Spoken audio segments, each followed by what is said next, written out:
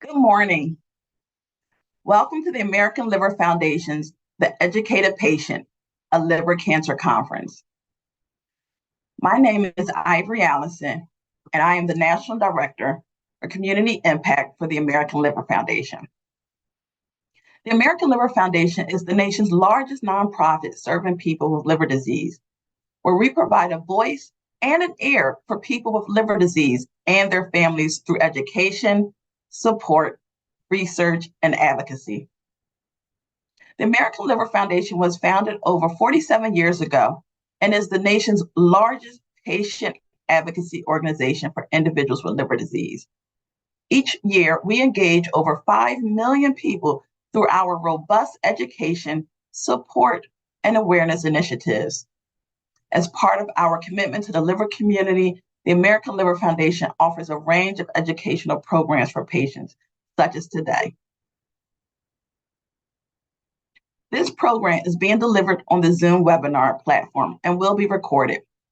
During today's presentations, if you have a question or a comment, please hover your mouse over the bottom of your screen and click on the Q&A feature. We will make every effort to ask all questions during the Q&A portion of the program.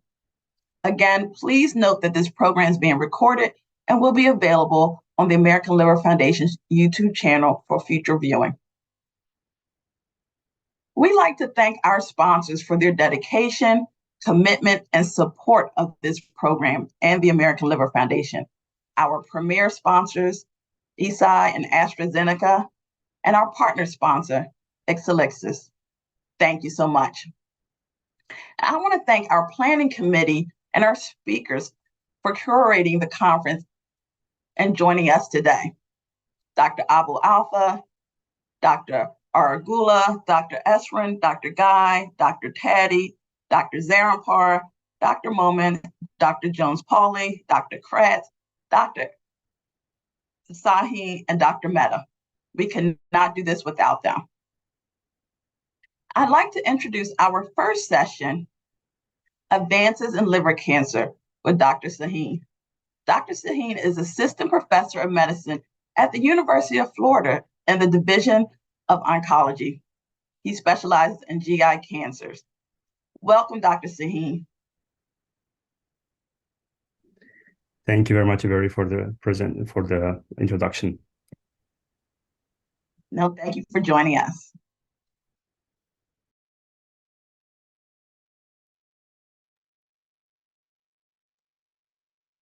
So let me share my screen.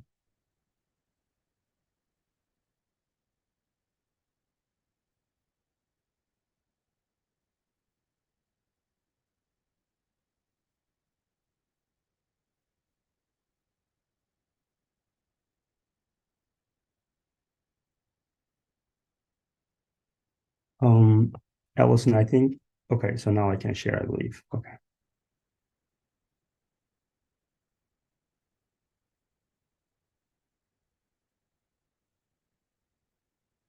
Can you see my screen if you can confirm? Yes, I can. Perfect. Okay. Hello, everyone. I'm Ilyas as an assistant professor in medical oncology at the University of Florida. So I'm here to represent our program as Dr. Zarrinpar, our transplant surgeon who was originally scheduled to give this talk, couldn't make it. My expertise lies in liver cancer, both in clinical practice and research, and I have witnessed remarkable advancement in our understanding of this complex disease. So many of you patients and their families are joining us today as our days revolve around these complexities of basic translation and clinical research, as well as the clinic. It is for you and for them that we are dedicated to studying liver cancer, aiming to find improved treatments and ultimately a cure. Today, we will explore a bit through the recent advancing in liver cancer research. By the end of this session, I hope to provide you with a better understanding of the exciting breakthroughs that have been achieved, their implications for patients, and glimpse into the promising future of liver cancer treatments. So we understand the fears, the hopes, and the questions that come with a cancer diagnosis, and it's our aim to bridge the gap between the research and your daily lives, ensuring that you feel informed, empowered, and then hopeful about the progress being made. So let's start by understanding the magnitude of liver cancer. The graph here, you can see, it shows the incidence rates over the years. It's a pressing health concern with significant impact of patients and their families. And the journey towards finding better treatments and ultimately a cure is an ongoing battle and fueled by extensive research. So current standard treatment for liver cancer includes surgery, transplantation, systemic therapy, and radiation. And the treatment depends on factors such as stage and the location of the cancer, the patient condition, and any other health issues that patient might have. So while this treatment can be effective, they also come with challenges. The side effects can be severe. Not all patients respond well to these treatments.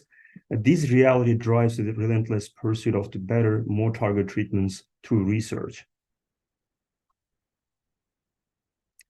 Let's talk about the systemic therapy for a moment. Before 2007, so there wasn't any effective treatment that could make patients with advanced HCC live longer. So then targeted therapies like sorafenib started to help.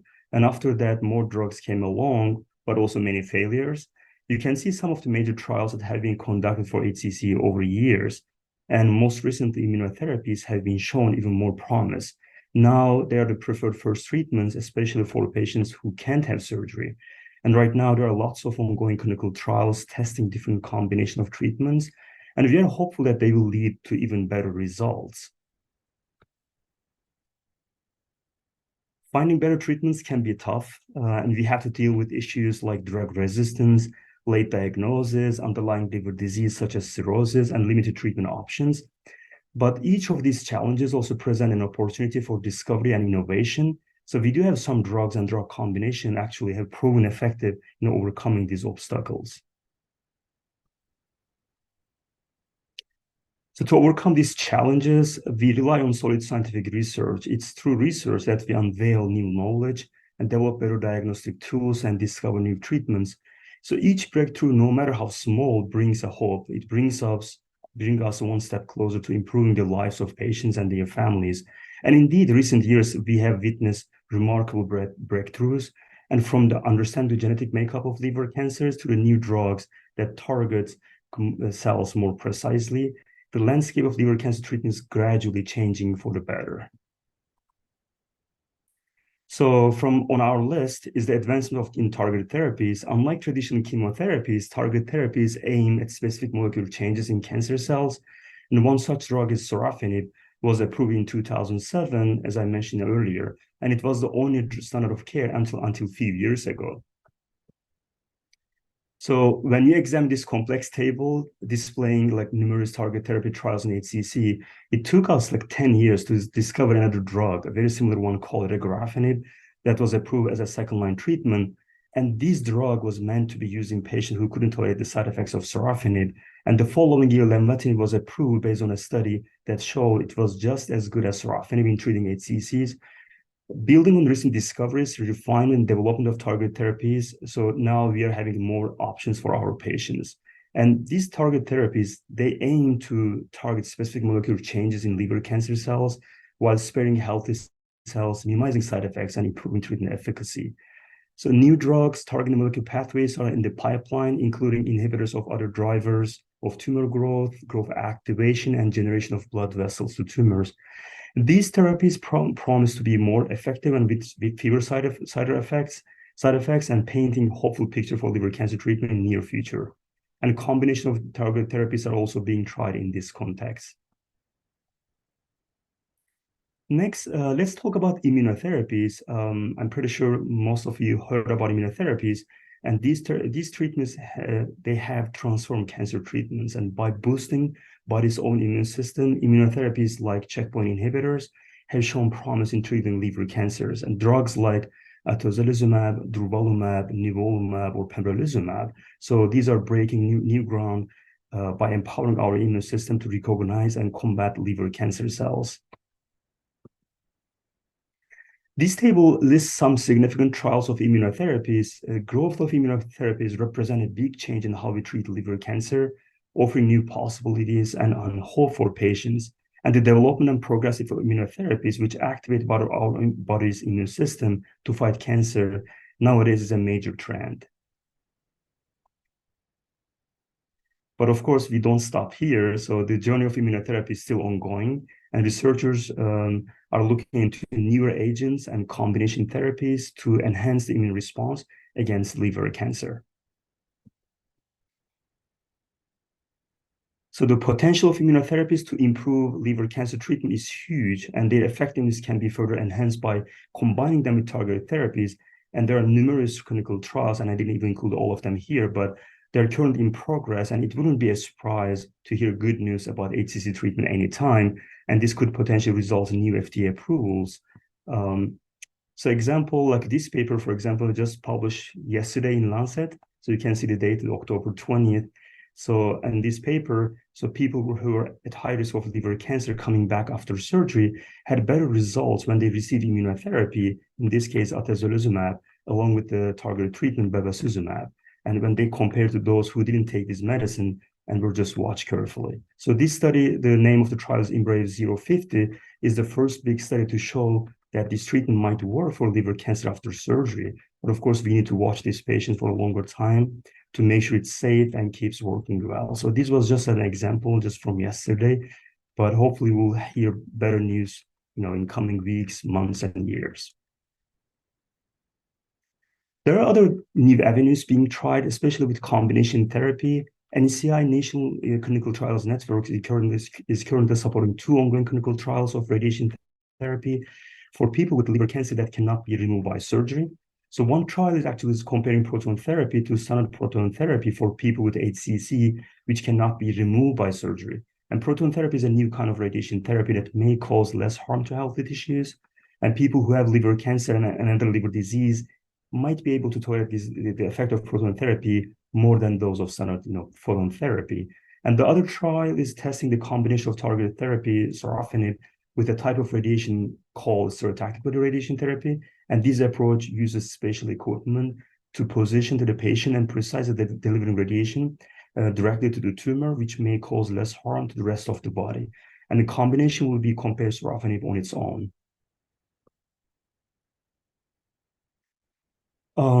The field of genetic and molecular profiling is opening new possibilities. And when we understand the genetic characteristic of liver tumors, we can customize treatments for each patient. So this personalized approach is leading the way in precision medicine, aiming to provide the right treatment to the right patient at the right time. So in near future, so we are anticipating we will witness how personalized treatments significantly improve treatment results.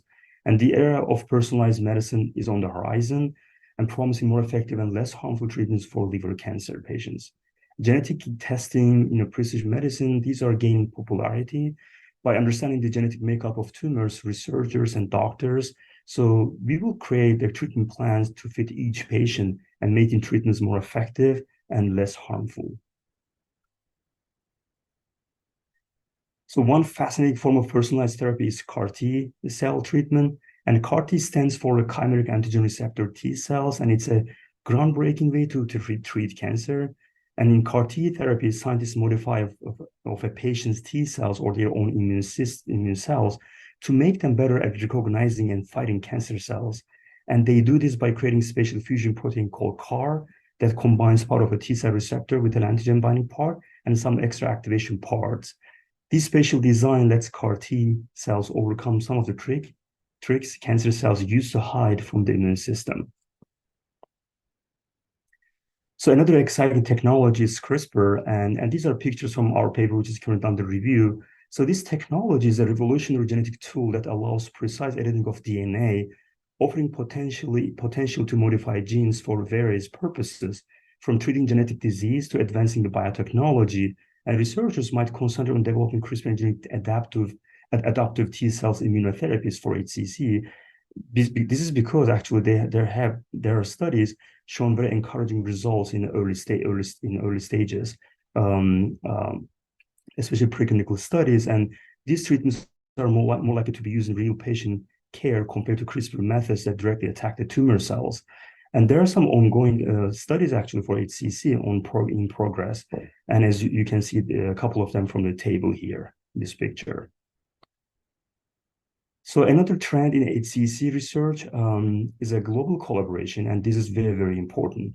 So research initiatives that involve collaboration on a worldwide scale are creating a culture of shared knowledge and speeding up discoveries. These collaborations are breaking down barriers and bringing together teams with different areas of expertise to address liver cancer from various angles. And you can see, for example, different etiology for HCC in different countries.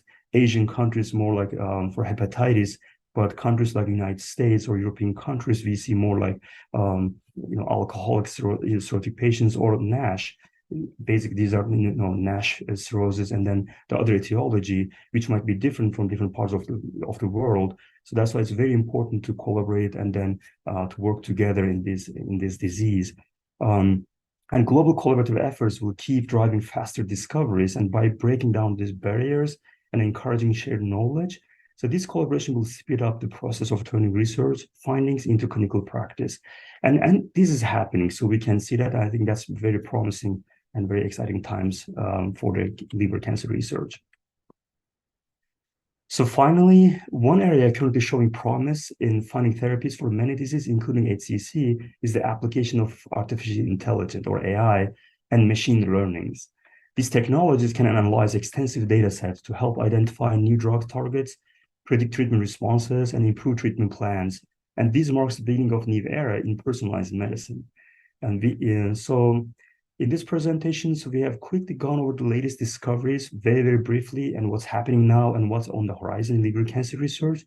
And our journey tells a story, actually, never giving up, generating new ideas and holding on to hope. And the progress in the liver cancer research demonstrates the intelligence and strength of the liver cancer community. So each one of you, whether you're a patient, so caregiver, family member, researcher, or medical professional, plays a very crucial role in this story. And your questions, experiences, and advocacy give energy to the progress in liver cancer research. And as we continue to learn about liver cancer, remember that you are not alone in this journey. So together, we'll make a strong force against the liver cancer. And your presence here today, it's very, very important. I'm so happy you join here today. But your search for knowledge and your commitment to being part of the solution represent a collective determination to fight with the liver cancer. Let's keep advocating for liver cancer research, supporting each other, and imagining a future. And hopefully where liver cancer is going to be just our part of like medical history, and we don't have to deal with this anymore. But thank you for your time and your curiosity and your dedication to a cause that unite us all here. And here's an incredible journey ahead and limitless possibilities I offer. And then thank you very much for the opportunity again to talk to today. Thank you so much, Dr. Sahin. That was very informative. Thank you. We will now have Dr. Jones-Pauley, Senior Fellow and Committee Member from Houston Methodist, to moderate the Q&A. And remember, if you have questions, please post them in the Q&A. Good morning. Can you hear me all right? Okay, great. So it looks like we have a couple of questions here that are more concerned with treatment options. So the first question is radioembolization recommended in late stage of HCC?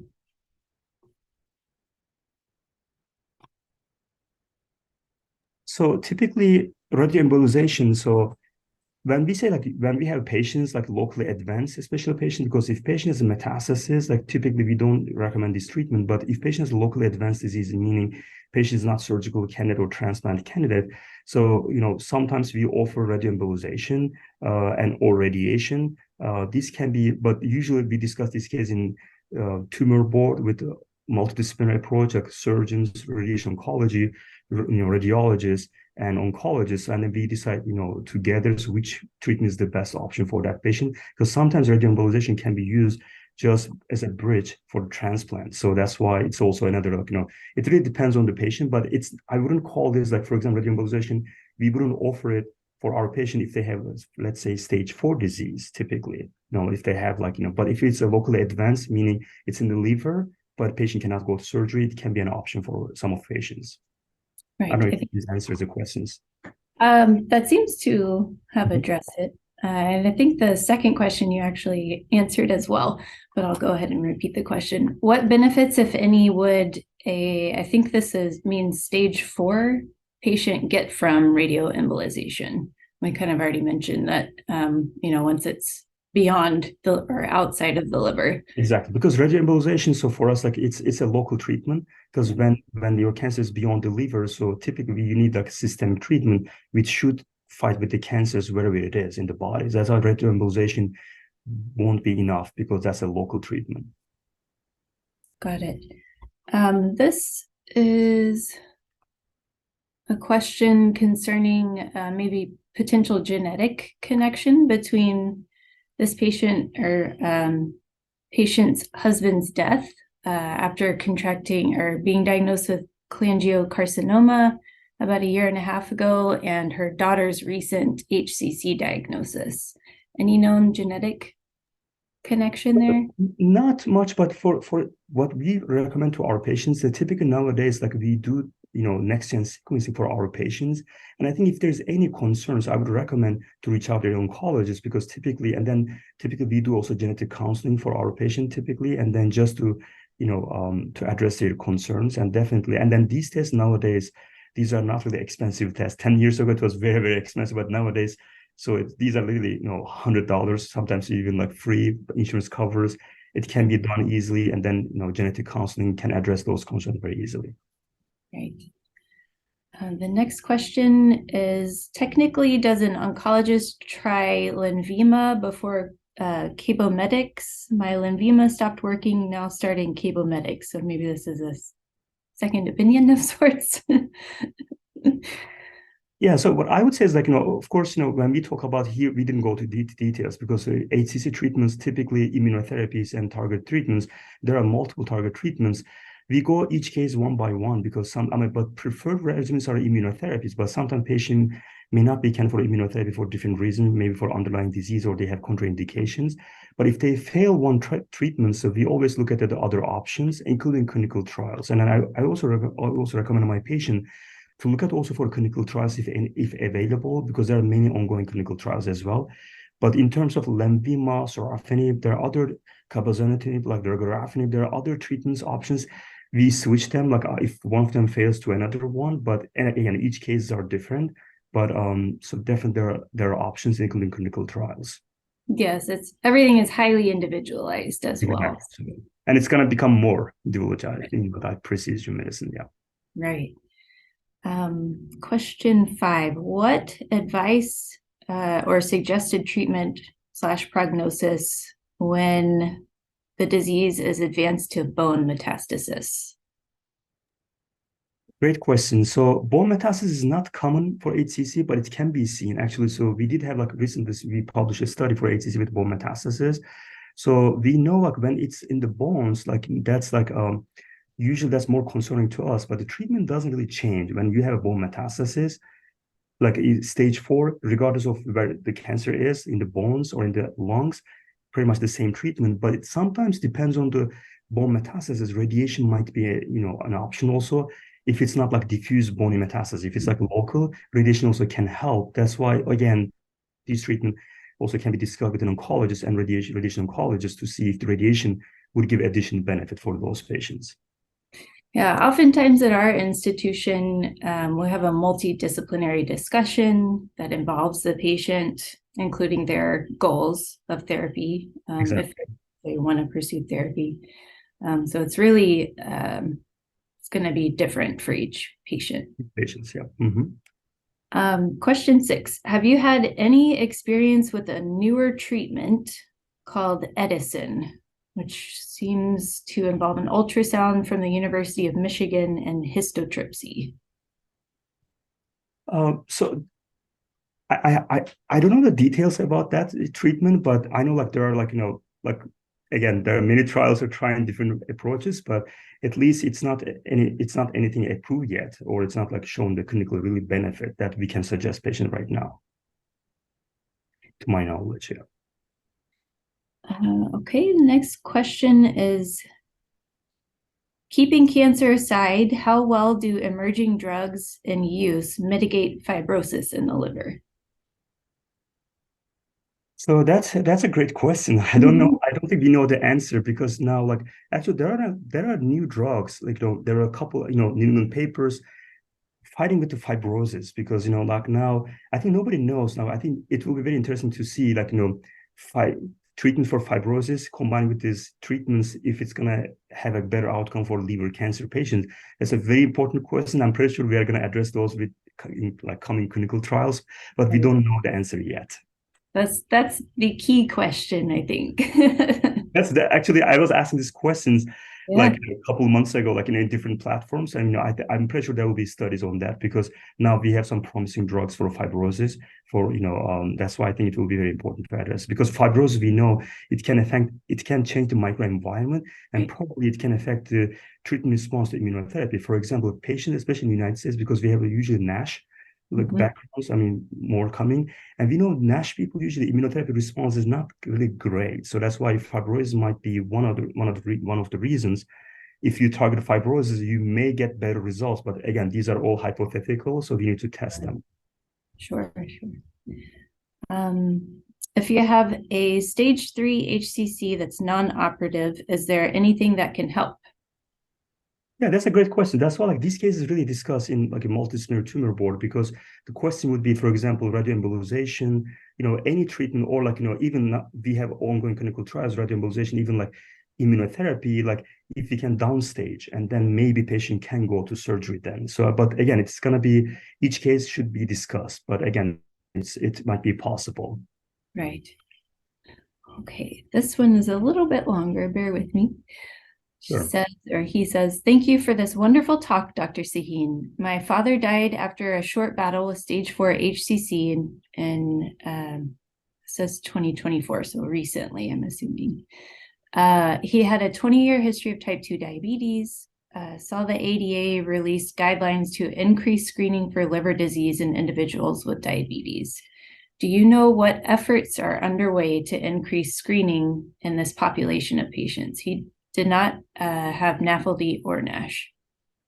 Okay, so that's that's a great question because they're especially with the diabetes, as there are many cancers types that can be related metabolically. So there's no current guidelines to special screening for those patients, but that's a great question.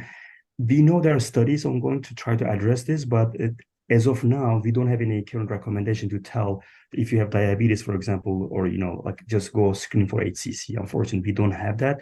But what I would say is controlling diabetes, if you have diabetes, or screening for diabetes is probably more important. And then weight loss and then exercise. These can be preventive methods that you can try to decrease your chance of getting HCC. But as of now, there's no really currently recommendation for those diabetic patients to do screening for HCCs. Okay. I think that concludes our questions. Perfect. Thank you very much. I'm sorry for the patient's loss. Of course, this is a really tough cancer to deal with. Yeah. Thank you very much, Michelle. Thank you.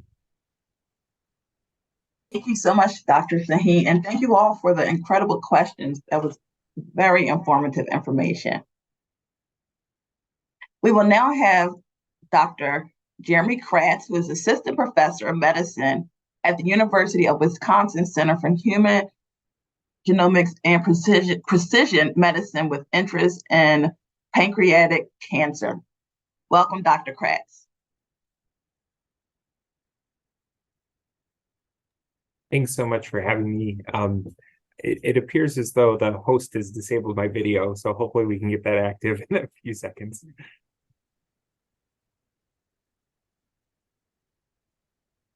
Perfect. Thanks so much for having me. Let me just share my, and if I could share my slides, that would be fantastic.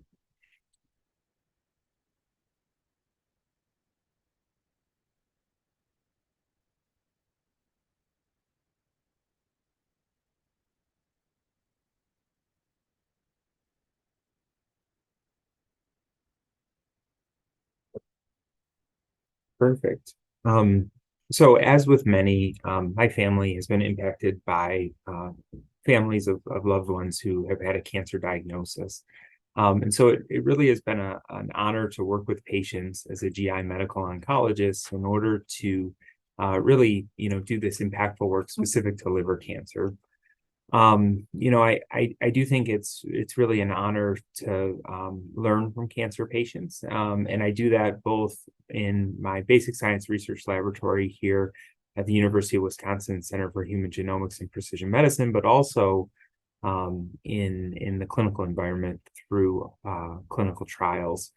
I think that there's potentially misconceptions about healthcare and how clinical trials work, and so kind of taking a step back from what I often do, which is study research in the laboratory and develop new clinical trials. I wanted to provide an overview about the practicalities of clinical trials for patients. The goal of this talk is to increase awareness around clinical trial opportunities, as well as the resources for patients and families affected by liver cancer. As a medical oncologist, I do have support. I receive small molecules that I screen in the research laboratory from Bristol Myers Squibb, from Boehringer Ingelheim. I also work with Boehringer Ingelheim as a consultant, and I have multiple clinical trials here at the University of Wisconsin and the William S. Middleton VA. So our agenda for today is to summarize the importance, time considerations, the phases, and all the eligibility that are required for clinical trials. I'd like to review, any patient questions, the risks, the benefits, and the costs around clinical trials, as well as explore barriers, resources, education, and opportunities for clinical trial involvement.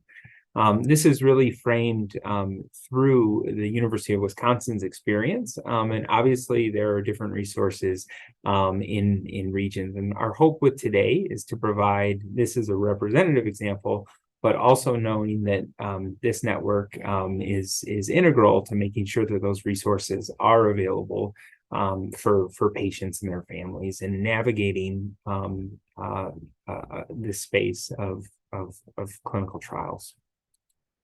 So to start with, what are clinical trials? So cancer clinical trials are research studies in people that investigate ways to better prevent, diagnose, or treat cancer. Why are clinical trials important? They explore new ways to prevent, detect, and treat disease. They also can evaluate interventions. So chemotherapy is a medical intervention. There are other surgical or procedural interventions, and there's also behavioral interventions that can be used for patients. And ultimately, clinical trials contribute to our medical knowledge so that we can better treat cancer patients. When a clinical trial is open at my site and a patient decides to participate, I consider that such a privilege because, one, there's an opportunity that individual may benefit from that therapy, but also if that therapy goes on to be approved, that really opens the door for other patients with that same cancer type. I think oftentimes patients feel like this is in isolation, and I think that considering a clinical trial opens the door to potentially help that individual, but also to contribute new knowledge. And some of the trials that have led to FDA approval that we participated in here at the University of Wisconsin, like Clarity as a representative example, for IDH mutant cholangiocarcinoma, what an impact that has, so that particular therapy or whatever intervention is available. We also participated in the histotripsy trials that led to FDA approval here within the last week and a half. And so, we strongly believe in clinical trials, but we believe that they have to be done in a way so that patients have that autonomy and patients are empowered to consider the trial. So clinical trials versus clinical research. So if you think about kind of the breadth of clinical practice, within clinical practice, there's a portion of clinical research. There are interventional trials. So that would be essentially any change that would be away from standard practice in any way. But then within that subset, there's also treatment trials or therapeutic clinical trials. Sometimes people use the term clinical research and clinical trials synonymously. This diagram kind of better demonstrates the relationship. Most of the time when we're talking about clinical research in cancer, we're talking about clinical trials, which is kind of the smallest circle here. But as I mentioned, cancer treatment clinical trials are research studies in people that investigate new treatment options for cancer, new treatments aimed at fighting cancer. However, clinical research is much more broad. For example, there were some discussions during the prior session about interventions for liver fibrosis. Today, as a GI medical oncologist, I'm really framing this around cancer clinical trials, but there's lots of clinical research that extends beyond what we do with say, therapies in oncology, specifically in preventing, say, the development of cirrhosis or the risk factors that lead to liver cancer. Where does precision oncology fit into this? So if you want to kind of zoom in on clinical research for these treatment or therapeutic clinical trials, precision oncology is meant specifically where there's a match. So this is a diagram that describes some of the biomarkers that are identified in intrahepatic cholangiocarcinoma. Oftentimes, patients have one or, sometimes multiple, but oftentimes, one particular target that we know leads to the growth and proliferation of a cancer. This is more common in cholangiocarcinoma based upon our current knowledge, but our hope is that this could be applied more broadly in the future as we develop new biomarkers predictive of improved efficacy.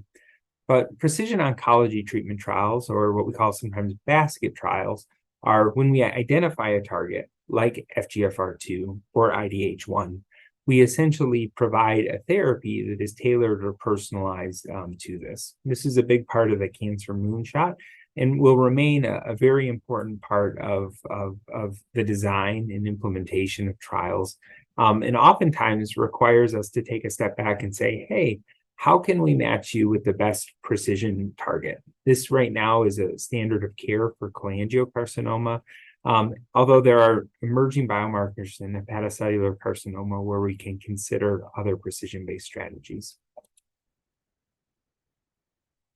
So what is the best time to consider a clinical trial? The earlier, the better. There are clinical trials at any stage of treatment. The sooner you consider clinical trials, the more treatment options a patient may have. It's a myth that clinical trials are a last resort. They can be for a patient's first cancer treatment. They can be pre or post-surgery, really at any stage of disease. When considering a clinical trial, it's important to know that bullet number 2. So in bullet number 2, that clinical trials have different phases and they have different eligibility. I like to tell my patients that oftentimes there's about 45 boxes that I need to check to make sure that a patient is safe and appropriate for a clinical trial. That's an important part of the due diligence that we do in considering any patient. And oftentimes, if we don't have a clinical trial, it's important to ask the question, well, are there clinical trials in the region or are there clinical trials nationally? And I think that's a big part of this integrated network, is to make sure that if we don't have a trial for a particular patient's case, is there a better trial in the local region or nationally that could be considered? What are the different phases of clinical trials? So I am the lead for precision oncology and small molecule development for our phase 1 clinical trial group. These trials are looking at safety. So they're looking to see what is the dose and what are the side effects when we use doses for the first time often in patients. So these are phase 1 clinical trials that oftentimes have about 30 participants in order to get that signal of activity and potentially increase the dose to the point where we understand a little bit about, is a dose that we see active, say, in animal models, is that a dose that we can achieve in patients? Phase 2 clinical trials are really looking to see, is the treatment effective for a given cancer type? These often have less than 100 participants, but they're the first study to say, okay, we know this treatment is generally tolerable. Can we apply it at a broader scale for patients to see, does this have activity for a given cancer type? So these trials are really high priorities because they oftentimes are the first integration of innovative science, and they also have the check-in of we have safety for this treatment. And so these are oftentimes prioritized, and there have been in different circumstances where this has led to FDA approval, specifically in rare cancer types or rare molecular subtypes of cancer. Phase 3 clinical trials typically involve hundreds to several thousand participants sometimes, and they're used to define standard of care treatments, and oftentimes are direct comparisons to what the standard of care is. So you're taking the standard of care and trying to make that next step to improve therapy. For example, the recent I Am Brave clinical trial for advanced hepatocellular carcinoma compared an immunotherapy combination, atezolizumab with bevacizumab, to sorafenib, which was the current standard of care at that particular time. And so those trial designs are meant to change practice broadly if they're found to be positive. And lastly, there's phase 4 clinical trials that are after FDA approval, and they're essentially looking at the effects of the drugs across time. In order to be eligible for a clinical trial, there's certain enrollment criteria that have to be met. This is important for patient safety. Patient safety is one of our primary priorities, and has to be met in order for us to consider a patient for a clinical trial. This is particularly important when we think about liver function testing. So with advanced liver cancer, there oftentimes are changes in the indices of how the liver is working, the ability to make protein. And sometimes that can be a barrier to the safe implementation of clinical trials. There are clinical trials that are saying we have an effective treatment with this degree of liver function. Could we consider it with, say, a category B liver function? And we think those trials are extremely important to enroll to in order to provide the best safety data so that we can help inform all of our patients. So really, there's a distinct population of patients that are considered for the trial, and there's ongoing work to make sure that eligibility requirements are less restrictive. I think that specifically as it relates to liver cancer, we want to make sure that, one, we're meeting endpoints of safety, but two, that we're learning as much as we can if we feel that those safety parameters are met. Common eligibility criteria can include things like the diagnosis. So under the microscope, what does that look like? And that also can be the molecular diagnosis. What are the molecular growth factors that are particular to this given cancer? Oftentimes, there's certain stages of disease. So either metastatic disease or localized disease or resected disease. Also, it requires a good documentation of prior treatments, the numbers of treatments that patients have been on, as well as other medical diagnoses, recent hospitalizations, active infections. All of those things are looked at very closely, in addition to laboratory values in recent scans. There are some common questions about clinical trials. We like to talk to patients to share information about clinical trials, and there are some common misconceptions that I want to clarify. So one common one is, I need treatment. Will I get a placebo? So placebos are rarely used in cancer treatment trials. They can be used when there's no current standard treatment, which thankfully is not the case for many liver cancer types, or when a treatment compares to the standard treatment. So if you're taking a standard treatment and combining it with a new treatment, sometimes there's a placebo control in that design in order to provide a better understanding for the activity of this new treatment. What are the risks and benefits of participating in a trial? So oftentimes, a clear benefit is access to new treatments that are not available outside of the trial. Additionally, there is a very significant monitoring involved. So at the Carbone Cancer Center, you're often paired up with a member of the research team, and you can have kind of a direct phone call with that research team member in order to report any new symptoms or any changes while you're on that clinical trial. I would say that it probably doesn't change too much about the access to physicians. In general, there's, at least at our cancer center, there's 24-hour phone coverage to make sure that there's access to the individual oncologist or the physician in care. Clinical trial participation does provide an opportunity to give back to scientific knowledge and help future patients with this cancer. But there are risks. Patients are required to have sometimes extra visits, there's screening visits, and that can be time consuming. It can take away from work time, or it can add additional expenses such with transit. Sometimes there are some small financial payments that are made in order to offset, say, travel costs as an example. The new treatments may or may not be better. There's no way of predicting the future in clinical trials. And so there's the potential of having unexpected side effects from these new treatments. And there's no clear data across the correct number to say whether or not this new treatment is better. And that's the uncertainty and the rationale for doing the trials in many instances. If I join a clinical trial, do I have to finish it? Participating in a clinical trial is always optional. From my perspective as a medical oncologist, if I feel that the risks outweigh the benefits, I reserve the right to withhold treatment. That's true of our standard treatments, and that's also true of a clinical trial. But as a patient, if you have side effects, and those side effects can be directly related to the medicine, they can be directly related to time or things outside of the clinic, you always reserve the right to withdraw from a clinical trial, no questions asked. How are clinical trials paid for? So there's kind of two sides that clinical trials are paid for. The first is the research cost. So oftentimes there's some sponsor that steps up and says, I will pay for this medicine.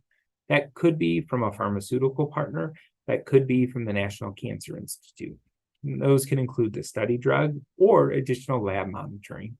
So lab tests or additional imaging or heart monitoring, all those things are defined as research costs and paid by the study sponsor, whether that's the National Cancer Institute or a pharmaceutical partner. But there are patient costs. So standard management, like standard CAT scans to evaluate that, is something that is supported by an individual's health insurance, but that is something that is not always covered. For example, with Medicare, there's a certain portion that's covered, but there can be additional expenses as there is with cancer treatment. Are clinical trials safe, and who will monitor my safety? So patients are given time for informed consent before deciding to participate and learn about side effects. So there's a formal consent process about the benefits and risks of treatment. Additionally, the study is monitored by the research team, the physician that you're seeing, as well as all the physicians within a given working group, the trial sponsor, and then there's a data and safety monitoring board. So if there is a side effect that is immediately reported, for example, if a patient is hospitalized, that has to be reported within 24 hours of that initial hospitalization in order to meet the standards that are required per the study. Clinical trials are also reviewed by the Institutional Review Board, and they have to abide by legal and ethical rules for medical practice. So here at the Carbone Cancer Center, we have over 250 trials for patients with different cancer types. We're always looking at ways to prevent, diagnose, or treat cancer better, and we have additional trials that are looking at quality of life for patients with cancer. It's important to consider the barriers to clinical trials, and those can include travel, time off, childcare, lodging. Those are probably the ones that we see the most from the patients that we treat. It's also important on the team science side to make sure that a model for clinical trial enrollment really has kind of many stop signs that we have to cross. So first off, is the trial available? A big part of our work is to evaluate kind of the landscape of trials and to make sure that we can offer them to patients. We try to align trials at different lines of therapy so that we can provide treatment for advanced disease, maybe in the first or the second line of therapy, but also have a robust first-in-human clinical trial program to consider later lines of treatment. We also work closely with interventional partners, like the histotripsy example. So if someone has localized disease and there's a new treatment option, we can consider those as well. We want to evaluate to see, is a patient eligible? So if we don't think about the trial or we don't have a trial available, we can't then say, well, is this individual eligible? But it's possible that a patient could be ineligible. For example, if someone had recent GI bleeding, that's a common example where, unfortunately, we cannot safely offer many of our study medications. We have to talk about trials. So if we don't bring it up at the time of our initial visit or at the time that new trials become available, we're not going to put patients on trial. We have to offer that to our patients. And most importantly, patients have to agree to participate. And so, that comes essentially from an understanding and having clear and transparent communication with patients in order to provide that opportunity to patients and also to the scientific and research community. The goals for our clinical trials is that we can offer a trial to every patient and that we can increase trial access and participation both within our individual cancer center and within the state of Wisconsin as part of the Wisconsin IDEA.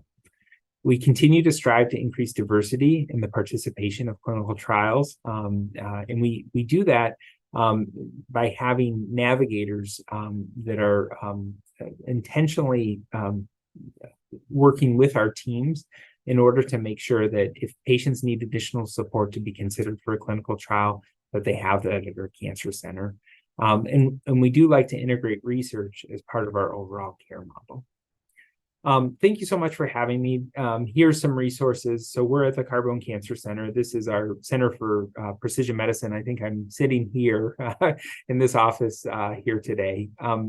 Two resources that I think are very helpful include clinicaltrials.gov, which is a listing of all the trials here within the United States.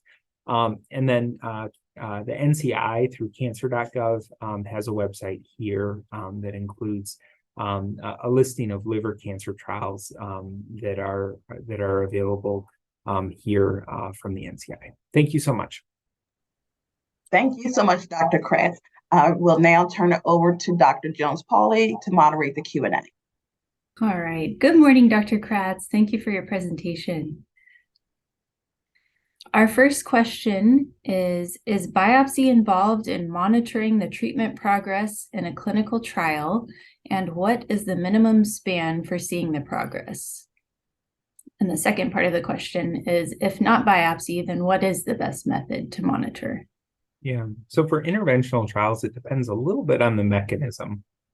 So many of our phase 1 and phase 2 clinical trials consider a on-treatment biopsy. And we think those are really important, especially for immunotherapy, because oftentimes there's an initial response, but there may be, say, a pathway of resistance or a change in the cancer that cannot be overcome with these interventional medications. And so sometimes biopsies are required.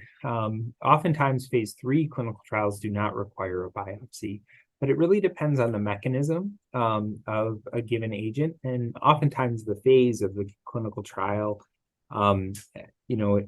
Sometimes earlier phase clinical trials, because they want to see, are we hitting the target, as an example, or are we killing cancer cells with early cancer regression? They oftentimes require an on-treatment biopsy. Many trials allow for enrollment with available tissue. And so in my practice for advanced disease, as is the practice in the UK, prior to treating with systemic therapy, we do think it's really important that we confirm under the microscope what that looks like, as well as look at the molecular underpinnings of these cancer types. Awesome. And then the second part, if you are not using biopsy for whatever reason, what is the next best method?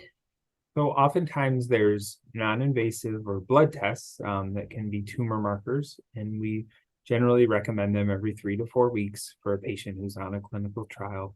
And most clinical trials require CAT scans every 2 to 3 months.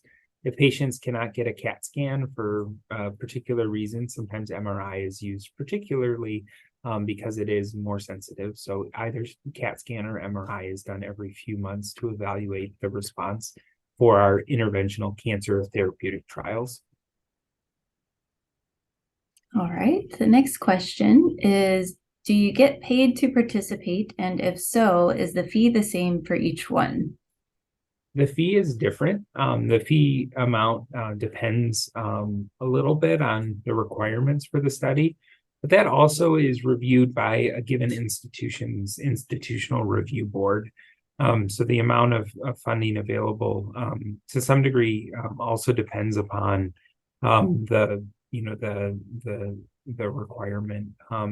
I know trials that provide around $100 for travel as a representative example for treatment visits, but I think that the intention of the trial is not to entice patients or to overtly kind of sway their judgment on that. It is to offset some of that cost involved with the practicalities of, gosh, I got to drive over to Madison to get my treatment. Got it. The next question is, once the trial is done and FDA approval process is underway, do patients in the trial, including, I think maybe they mean current therapy rather than placebo, or if a rare placebo trial, do patients in the trial have access to the therapy while under review for FDA approval? So that depends a little bit on the trial design. So the key word there is crossover. So if there's a trial that provides crossover, it allows for patients to go on and receive that therapy. Probably the best example in liver cancer recently has been the Clarity clinical trial that did allow crossover. So when you signed on the dotted line and said, I'm going to enroll in this trial, 2 patients received this ivosidenib treatment and 1 patient received a placebo at that ratio of 2 to 1. However, when the trial was ongoing and the progression-free survival was met, or if a patient progressed, they had the ability to cross over. And so when that trial was analyzed, there was a huge difference in the progression-free survival between the patients who started on ivosidenib. They did better than the patients who started on the placebo. However, all the patients who started on the placebo were also offered the chance to go on ivosidenib. And so when that kind of caught up, the difference in overall survival was actually more modest. And so in the design of the trial, they wanted to see how long could we control the cancer with an endpoint of progression-free survival. And thankfully, the difference in progression-free survival was large, and they can make that conclusion and get patients crossed over to receive the experimental treatment. That's probably the most sentinel example of that crossover. But asking, is crossover a possibility? It generally is more common, I believe, in pill-based treatment options. Or in trials that include placebo controls. That's a really great question, and one that you should ask as part of the trial enrollment. Absolutely. Question 4, can you participate in multiple trials at the same time? So it depends a little bit. You cannot participate in multiple therapeutic trials generally. You also have to oftentimes discontinue, treatments that may have an anti-cancer effect. So there's some turkey tom that that is marketed for, against cancer. Oftentimes patients have to stop supplements that may have some anti-cancer treatment as well. So you cannot do that because it doesn't provide a fair view of treatment in order to make conclusions about a given study. So oftentimes you may have to stop, say, other naturopathic or homeopathic treatments, which is a larger discussion that that is outside of our discussion today. But sometimes you can be on two trials at the same time. If one of them is, say, an intervention that is directed at something like symptomatic support. So, for example, maybe there's a trial that is evaluating the toxicity of treatments or long-term survivorship or biomarker work. As a representative example, I have many patients who donate tissue and participate in clinical research where we grow living models of hepatocellular and cholangiocarcinoma in our research lab. And they also can enroll in clinical trials at the same time, so they can participate in multiple research. But for the therapeutic interventions, oftentimes it's limited to a single or a combination of agents. It makes sense when you think about it, right? If you're on two different treatments, it's hard to tell which is having which positive effect or possibly even side effect, right? The trial on this. And that's really important when we want to talk about toxicity, specifically for phase 1 clinical trials. And that's another reason to be very transparent with your patients about the medicines that you're taking. There was a lot of complicated information around the time of COVID, and patients were taking lots of different medicines. And that's really important if we're trying to protect the liver. The liver is such an important organ. If there's a therapy that could be toxic to the liver, it's really important that your healthcare provider knows those things, particularly when we're up against liver cancer. Right. And the final question is, are there clinical trials that you have seen with great outcomes for liver cancer? Anything promising on the horizon?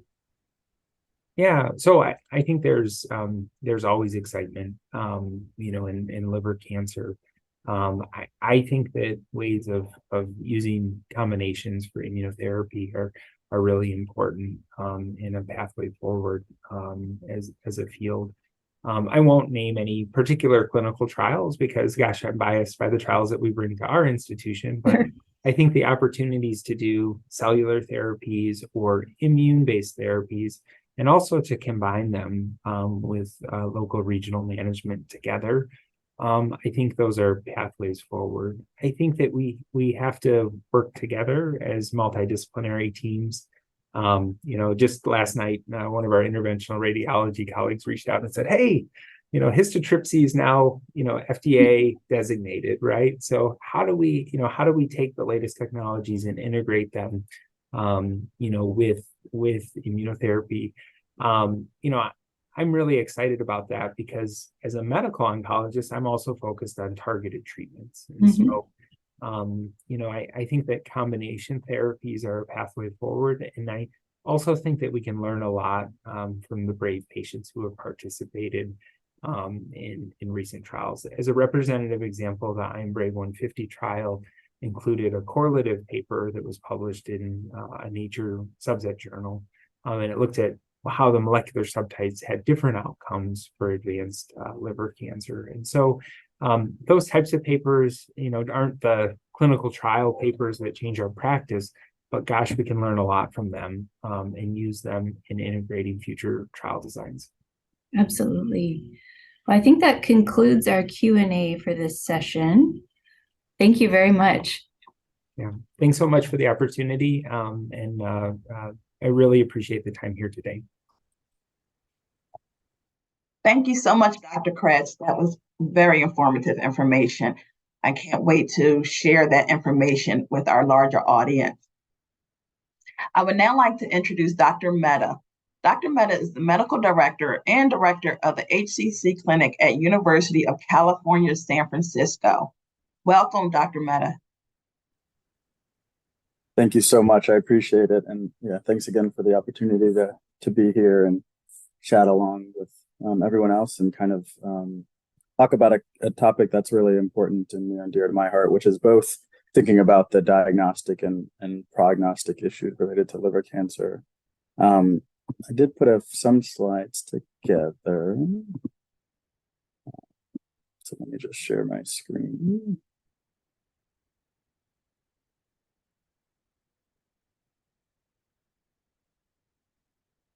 Okay. So, I was kind of thinking about splitting this up to talk for about, half the time on kind of some of the issues related to diagnostic challenges. And when we talk about liver cancer, there's multiple types of liver cancer, but by far the most common type is hepatocellular cancer, or HCC, which you've been hearing a decent amount so far today. And so the first thing we kind of have to ask ourselves when we're thinking about challenging issues related to diagnosis is who's actually at risk for liver cancer, right? So we always think about, when we're thinking about, do we need to do any testing for certain patients? Who is at the highest risk? So who are going to get the most benefit out of trying to do screening? So basically, there's two main groups of people who are at risk for liver cancer. We have all the different causes of chronic liver disease, and we like to say that all roads lead to cirrhosis. So whether a patient has hepatitis B or hepatitis C or fatty liver disease or alcohol-associated liver disease, anytime those progress to cirrhosis, those patients are the ones who are at highest risk for liver cancer. Separately, kind of independent of cirrhosis, hepatitis B is a virus that is what we call hepatotrophic, and so it really just infects. It's in the bloodstream, but it goes straight to the liver, and then it is similar to other viruses. You may have heard of Epstein-Barr virus before, or HIV. These are all viruses that cause cancer. They cause mutations and can lead to cancer. And so hepatitis B, independent of cirrhosis, can also lead to liver cancer. And so when we think about these two groups of patients, these are the ones what we typically do screening on to look for liver cancer. Now, in the last 10, 15 years, we've also learned about something called the metabolic syndrome and what we used to call NAFLD, but now we call metabolic kind of associated liver disease. And we know that patients who have some of these risk factors, so obesity, diabetes, high cholesterol, high blood pressure, these are all independent risk factors for liver cancer. What that means is that if a patient say they have hepatitis B, well, if you have two patients in front of you, both with hepatitis B, the one who has diabetes is more likely to get liver cancer. And so we do think about these issues as well in the US in particular. These are, kind of a growing population of patients. And so we in clinic will think a lot about trying to modify some of these risk factors, right? Weight loss, exercise, trying to get better control of cholesterol or diabetes. So to try to improve outcomes, and including related to liver cancer. So for those two groups of patients, first, for most patients with cirrhosis, as well as many patients with chronic hepatitis B, we typically perform surveillance, which is applying a screening test at regular intervals in those patients who are at risk for liver cancer.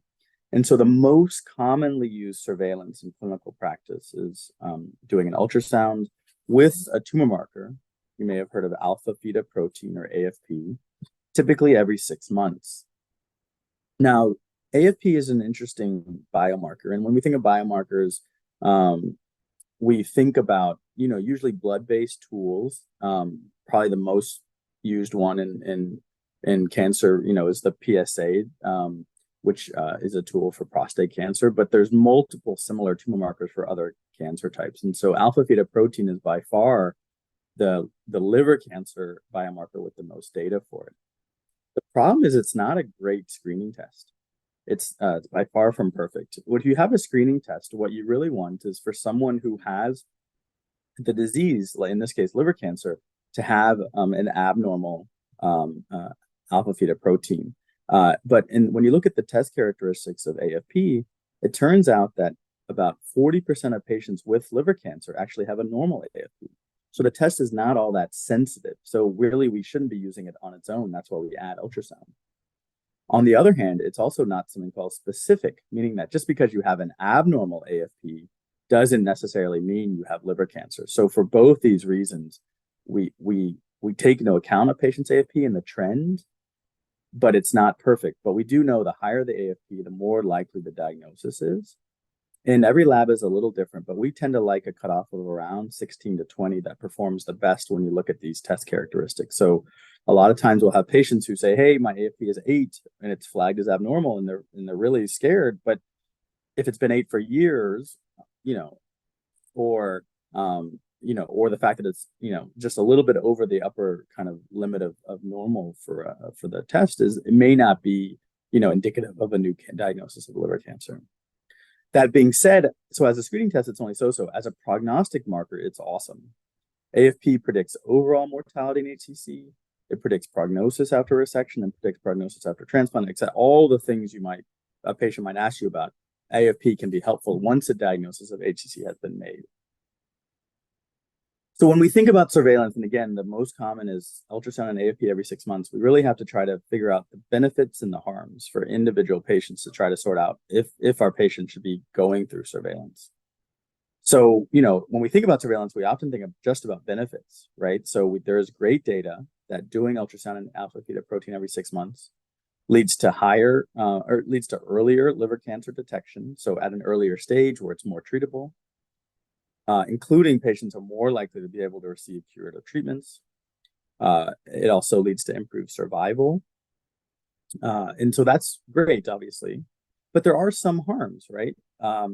So patients can undergo maybe unnecessary biopsies because of surveillance. They might have psychological distress. And there's also some financial burden. So we do want to really think about some of these risks, benefits, and harms when we're thinking about an individual patient. So, while most patients with cirrhosis or hepatitis B should undergo surveillance, probably there's some patients who may be so sick from something else, like severe heart disease or lung disease, that it may not make sense to offer a patient surveillance. For example, we've had many patients who come to clinic who you ask them, hey, if you have a diagnosis of liver cancer, would you want to be treated for it? And they actually say no, and that's okay, but it's important to ask some of these questions because it may inform our decisions to perform surveillance.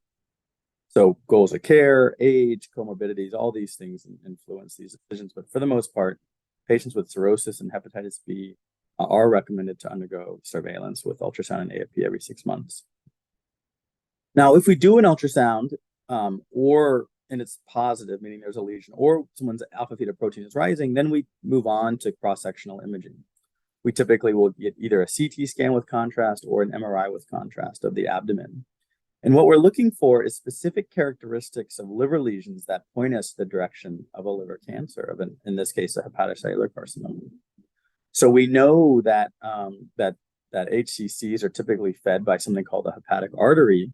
So in the arterial phase of contrast, they look bright, and then later on they look dark. So your providers may use words like enhancing lesion or washout, and that's what those reflect.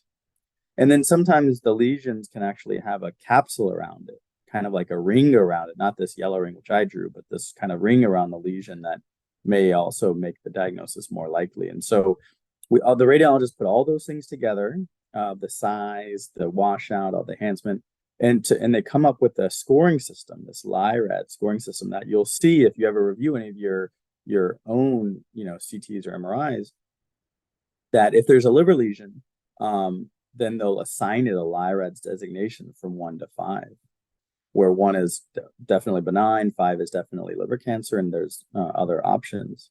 And those actually are quite accurate in terms of, leading towards a diagnosis, where LIRADS 5, sorry, it kind of didn't come out great.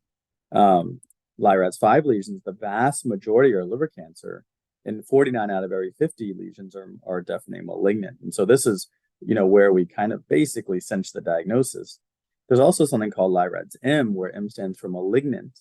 And so the vast majority are malignant lesions, but most are actually not liver cancer. So this might be where there might be a bile duct cancer or a metastatic lesion or something like that. So we get together at UCSF, we do this twice a week. There's good data that tumor boards improve outcomes for patients with liver cancer. And so we have a twice weekly liver tumor board where hepatologists, surgeons, interventional radiologists, abdominal radiologists, oncologists, radiation oncologists all get together and view all of our patients' imaging, which have suspicious liver lesions, to confirm the diagnosis and staging, and then determine treatment strategies. a lot of people ask, what about biopsy? And so, sorry, I keep doing that. Liver cancer is one of the most interesting cancers because we actually don't often biopsy lesions. Sometimes we will, but it's not actually a pathologic diagnosis. It's actually a radiologic diagnosis. If a patient has cirrhosis or hepatitis B and they have a LIRADS-5 liver lesion, then that we kind of make the diagnosis. Biopsies are okay, though every once in a while you'll see false negative biopsies that could lead to delay. There is a rare risk of tumor seeding along the needle biopsy tract, but that's not really a big risk we care too much about. It's gotten lower and lower risk over time. So really, we just biopsy those LIRADS-M lesions I mentioned earlier, or if a patient has a lesion that looks like liver cancer, but you say, "Gosh, I don't actually see any risk factors for liver cancer," then we'll often biopsy those lesions as well. And so once our radiologists give us these LIRADS designations, that really helps inform what the next steps are. We're not going to go through this for a lot of reasons, but we then in tumor board talk about these things. We'll just pick one, for example. Let's just go through LIRADS-3, an intermediate probability of liver cancer. So we'll get together in tumor board and we'll say, okay, what should we do? So probably what we would do is say, okay, we're worried, but we haven't come close to making a diagnosis. Let's repeat, or they got a CT, let's do an MRI in a few months or something like that. So for each of these designations, we then come up with a tailored plan that may or may not include biopsy. Now, once we actually have a diagnosis of HCC in the last few minutes, I just wanted to briefly comment. By no means should anyone look at all these words and think that it needs to be memorized, but there's a lot of different staging classifications that are out there to think about how we manage liver cancer. And just like every other cancer, we do staging. Is it very early stage? Is it advanced stage? And we make those considerations. This is the Barcelona liver cancer staging. There's others, but this is the most commonly used in research and clinical practice. We'll take into account how much tumor they have, how big and how many lesions. Is it just inside the liver or is it spread outside the liver? That would be advanced stage. But again, remember, most patients with liver cancer have cirrhosis. And so we can't just take into account the tumor. We have to take into account the underlying liver function because we don't want to be applying treatments that they're not going to tolerate. And so we take into account liver function, physical status, and a lot of their labs to really put them in these different staging, which can help us then determine the first line treatment options. So let's just pick one, for example. Let's pick transplant. So transplant is typically done for patients with relatively early stage cancer who don't have any, we want to think about contraindications to transplant. And we want to think about their tumor markers, but we wouldn't be doing transplant, for example, with someone who has, advanced stage cancer. So this is a way that we can kind of try to tailor our therapies based on all these important variables. So this is what we do in tumor board and in clinic to really help us with these prognostic issues, because depending on your stage and your treatment, there's pretty clear expected survival. So we want patients to be on the left side of this graph with the earlier stages where they have better expected survival. As you move to the right, where you have more tumor or worse liver function or tumor spread, now your survival is getting worse and worse. Such that, for example, with transplant, we'll talk about this briefly, but, expected survival after transplants like 80-85% at 5 years, versus with advanced stage, median survival is only like 2 years. So you're really, if we make the diagnosis, we're really hoping for patients' sake that we have a lot of these curative treatment options available. The curative option that we try to do first, if possible, is resection. That's where you cut out the tumor. The problem is that, again, most patients, especially in the US, have cirrhosis. And, if you have cirrhosis and you cut out part of this liver, you have a pretty significant chance of liver failure. So we have to take into account how sick patients are, their labs, when determining if their liver function, when determining if they can undergo resection, along with how many lesions they have and the size. And if they're not a resection candidate, then we think about transplant. So transplant, we have pretty strict criteria in the United States in terms of how much tumor they're allowed to have. Again, you can't have spread outside the liver or into the big veins. But this is national criteria, so patients have to really meet these criteria or be downstage their tumor has to shrink with treatments to get into this criteria. But if they can do that, then they have really good expected outcomes after transplant, 80 to 85% survival after 5 years, and relatively low rates of tumor recurrence, because not only are you taking out the whole liver, so you're taking out the cancer in the cirrhosis as well. There's a lot of different ways to treat liver cancer. We're not going to go into these, but these are some of the different types of treatments you might hear about when you're discussing with your hepatologist or oncologist. But there's some are done by interventional radiology, some are done by radiation oncology. But even though those tumor criteria are pretty restrictive, we do have the ability to shrink tumors with those treatments I just mentioned to try to get patients to within conventional transplant criteria. So this would be downstaging a patient with like a 7-centimeter tumor. Now it's less than 5 centimeters. We can do another treatment and try to make it all look dead. And this really then allows this patient to be able to be listed for liver transplant. So that's a process called tumor downstaging. And then in the last minute, I just want to mention that once a patient has advanced stage, so now the tumor is spread into the like the portal vein, for example, or spread outside the liver, then we're really limited to just systemic treatments. So we wouldn't really pursue any of these other surgical or other treatments. We typically think about systemic therapies. And the one good thing about this is that, 7 years ago, we only had one option. We just had something called sorafenib, which is something called a tyrosine kinase inhibitor. In the last 5 years, we've had an explosion of treatment options. We have multiple first-line options. We just heard about immunotherapy in the last session, but there's also multiple different treatment options. One of them is called atezolizumab and bevacizumab, for example. We're not going to go through any of this data, but it basically showed that this combination of something called a VEGF inhibitor with immunotherapy improved outcomes compared to sorafenib, and so that's one of the new first-line options. But we're really in the last few years seeing an explosion of better options to really improve outcomes for patients with more advanced disease as well. So I think that's the end of my time. It's 2 minutes over 9:20, but happy to answer any questions. Thank you. Thank you, Dr. Mehta. We appreciate your presentation.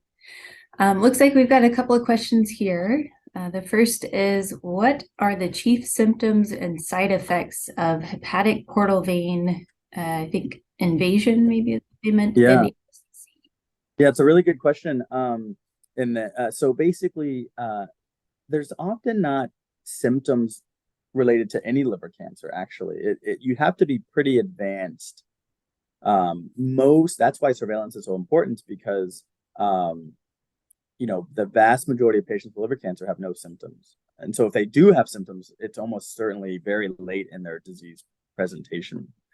But the second part of that question that you wrote is, do you observe any varices? And yes, because if a patient has portal vein invasion, they may have higher pressures in the portal vein because of that restricted tumor flow. So you may be more likely to have varices.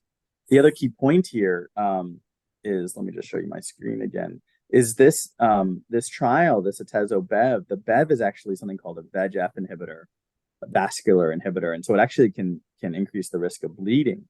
And so for both the two reasons, the question from Roger about the portal vein invasion, as well as the side effects of this medicine, we recommend an upper endoscopy before starting this specific agent to make sure patients don't have really high bleeding risk. Absolutely.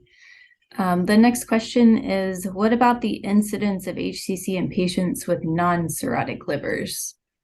Yeah, it's a really good question. So it really varies. The main etiology of liver disease that influences is hepatitis B. So hepatitis B, independent of cirrhosis, can have a pretty significant risk of liver cancer. And those risk factors would be how old the patient is. Do they have a family history of liver cancer? Do they have active inflammation of their hepatitis B? So these are the things we take into account when we're trying to decide if a patient without cirrhosis with hepatitis B needs to get surveillance. Other than that, we know that the risk of liver cancer does go up slightly with more scarring. So we think of fibrosis on the scale of 0 to 4, where 0 is no scar and 4 cirrhosis. Well, so it turns out that if you're on the 3, something we call bridging fibrosis, those patients do have a slightly increased risk of liver cancer, whether that is inflammation from hepatitis C or alcohol or what have you. But it doesn't yet reach the threshold that our main governing body, AASLD, recommends screening for. The European body does, but we don't. So we only screen patients with cirrhosis, but the EASL guidelines suggest potentially screening patients with F3 or almost cirrhosis. Right. The next question is on the prognosis slide. What qualifies as end-stage liver function? Yeah, so that's a good one. So when we think about prognosis, the 2 types of function we think about is an individual's physical status. So that's very commonly used in the cancer, in all cancer types. What is their physical status? You may have heard of something called ECOG, which is a Eastern Cooperative way to designate functional status. Is a patient able to work? Are they in bed all the time? Or somewhere in between? So that is important. And that's what that PS or physical status refers to. And then the other one is liver function. What is their bilirubin? What's their INR? What's their MELD score? Because we know that if a patient has poor liver function, they may not be able to tolerate certain therapies. So it's a combination of liver function and physical function. Question 4, is it true that currently with radioembolization and chemoembolization that this treatment cannot target the tumors and it is we basically only hope that it works? I see. Yeah, no, it actually turns out let me see if I have any. Okay. Yeah, it turns out that those types of treatments, they're both done by interventional radiology and they both go through the hepatic artery.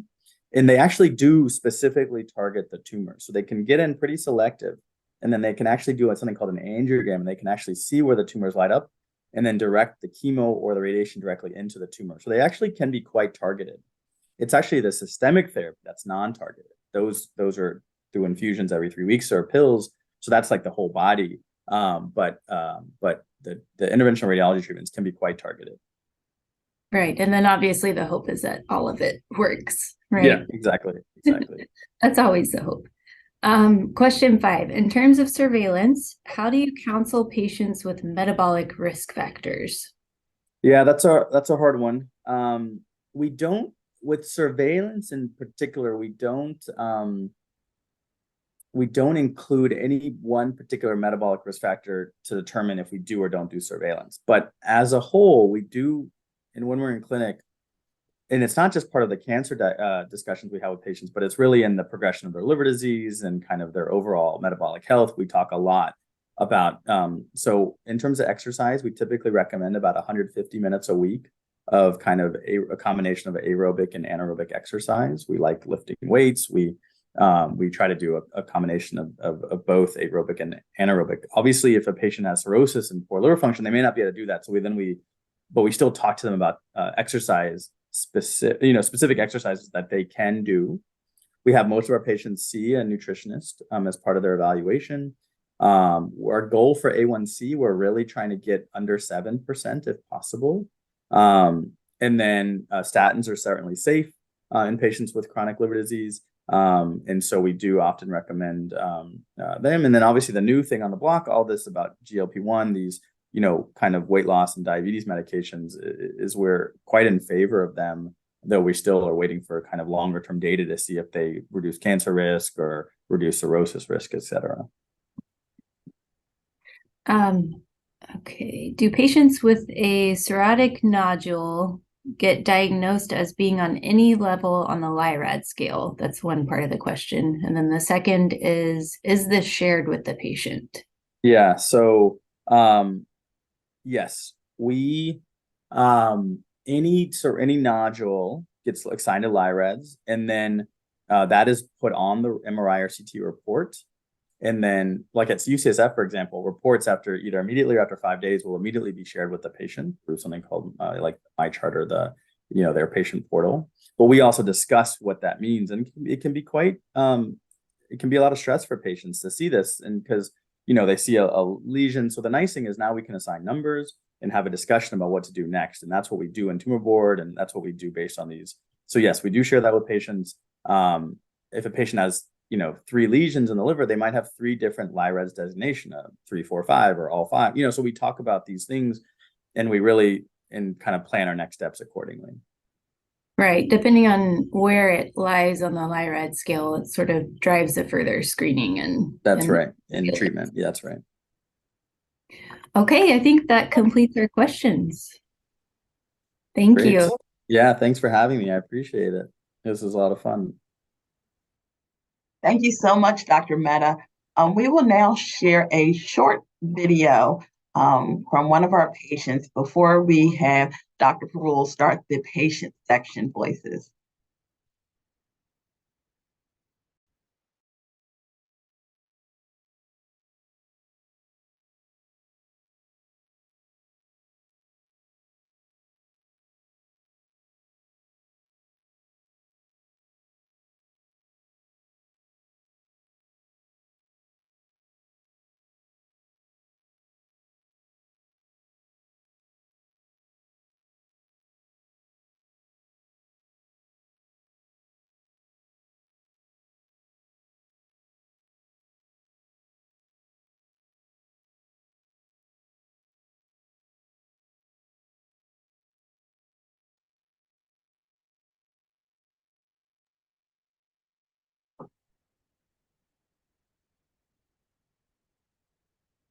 We apologize. It looks like we're having sound audio issues.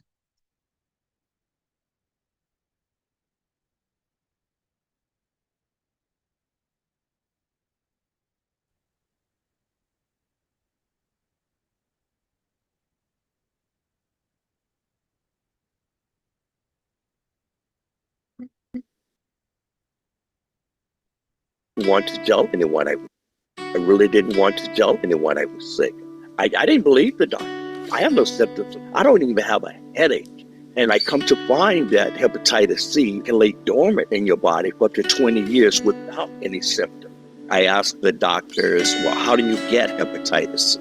My doctor came back to me. She says, well, if you say that you're in recovery during your years of use, did you exchange needles?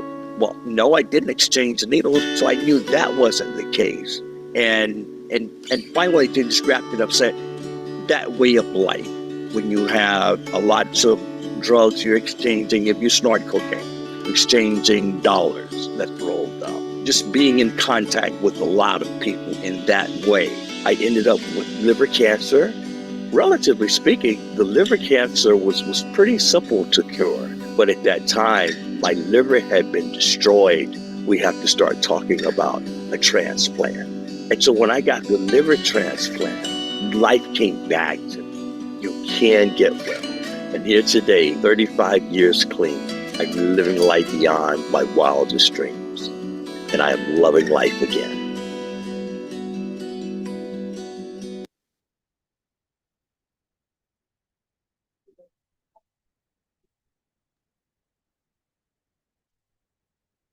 Wow, that is a wonderful testament. And I'm so excited to have Darryl, the star of the video, here with us today, as well as Daniel Romero, who will be sharing their stories, led by Dr. Parul. Thank you, Ivory. Please let's extend a very warm welcome to Darryl Ellis and Daniel Romero, who have been kind enough to share their story with us today. So without further ado, I would like to first turn to Darryl. Darryl, do you want to talk to us and share your experience? Yes, thank you very much. Thank you very much for having me today. As I've been listening earlier today, I see how very fortunate I am to be successful with liver cancer in the way that I was. My story started, I knew that I had health issues 2001. I'm a veteran. Let me start with, I'm a veteran. So I go to the VA, the Veterans Administration, for health purposes. And so a routine checkup diagnosed that I had the hepatitis C virus. And as I said in the video, I didn't believe the doctors when they told me that I had hepatitis C, because I wasn't sick. I didn't feel bad. I didn't even have a headache. There was nothing happening with me to make me think that I was sick. But I discovered hepatitis C can lay dormant in your body for 10 years up to 20 years with no symptoms. However, the damage is being done. And so that was the case with me. One of the challenges of knowing that I had hepatitis C in 2001 was there was only one treatment for hepatitis C at that time. It was a treatment called interferon. Interferon wasn't very successful, and it had some devastating side effects. So I didn't want to do interferon because, again, I didn't think I was sick, and I didn't want to go through those side effects. A friend of mine convinced me to get a second diagnosis from some other health facility, and I did find out that I had hepatitis C, in fact. So once I knew that I had it, I tried interferon. Interferon wasn't successful for me, but the doctors continued to monitor me because they knew that hepatitis C could also lead to liver cancer. And sure enough, I had liver cancer, but we were able to get that under control or to cure the liver cancer basically with two treatments. It was a microwave ablation. So again, two treatments, and my liver cancer was cured. But at that time, we started to talk about the transplant because my liver had been damaged to that point. So I did get the transplant. And once I got the transplant, during my transplant surgery for the liver, my kidneys shut down. So I spent about 19 months on dialysis. And then once I got the kidney transplant, then we began to look at the cure for hepatitis C. And as opposed to 2001, when there was only one cure or one treatment for hepatitis C, in 2016, there were 4 or 5, maybe even 6 treatments for hepatitis C. And all of those treatments were running at 96 to 100% successful. And I did try one of the treatments. The treatment that I had was Harvoni. And Harvoni cured my hepatitis C. So today, I have a new liver. A liver transplant saved my life. I have a new kidney. Once I got the kidney transplant, the quality of my life increased 1,000%. And with Harvoni, we were able to cure the hepatitis C virus. So here again, I'm whole again, a productive member of society, and very excited to be here. So again, I thank you for having me here today. That's a really remarkable journey, Darryl. I want to ask you, when you first found out about the liver cancer, did you tell anyone? How did you share that news with who did you share that news with? I really did not share that with anyone. I really didn't tell too many people. I live with my significant other. She, of course, knew, and my very close family members, a few of my very close family members. And as I look back on that, we've been talking about that lately within some groups. One of the things, I think I had my own stigma about hepatitis C, the things that came with hepatitis C. And I think that stigma evolved around the fact, as I said in the video, I'm a recovering addict. And August was 35 years of recovery for me.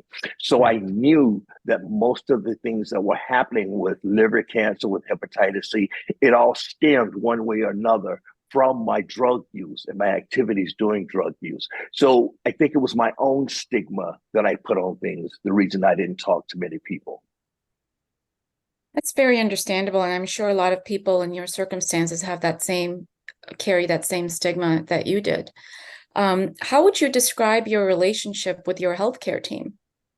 My healthcare team was excellent, was very, very nice. Again, as a veteran, I go to the Yale hospital. I had the advantage of having everything was a specialty. I had a special liver doctor. I had a special kidney doctor. Going through the process of qualifying to get on the list, the first thing they tell us is that you must have a support system. And I said to my doctor, I said, well, sure, I have some friends. If I need to go to the doctor, if I need to go pick up some medicine or something, she says, no, you don't understand. When I say support system, I mean somebody who's going to be there with you all the time, because there are going to be some days that you can't feed yourself. There are going to be some days that you can't dress yourself. So you need that. And so I had that with me all the time, but that was with me there. And so again, my healthcare team was just very informative, and I felt like I felt like they really cared about me. and not necessarily just we're treating this disease, we're treating this virus. I really felt like they cared about me. That's wonderful. Did you find that there were other things that helped you during your treatment, during your treatment and the process that you went through, because it was a very long journey for you? It was a long journey, yes, and I had to depend on my healthcare team, because when I first started the journey of finding out I was sick, I lived in South Florida. I worked for the cruise lines, and then I left the cruise lines, and while I was still living in South Florida, I found out that I was sick. I'm originally from North Carolina, so I kind of moved back to North Carolina, or I started to gravitate back to North Carolina just so that I could be with family and be around family. So I didn't really know a whole lot of people. So my healthcare team they were my friends. They were my people that I confided in. They were people that I spent time with.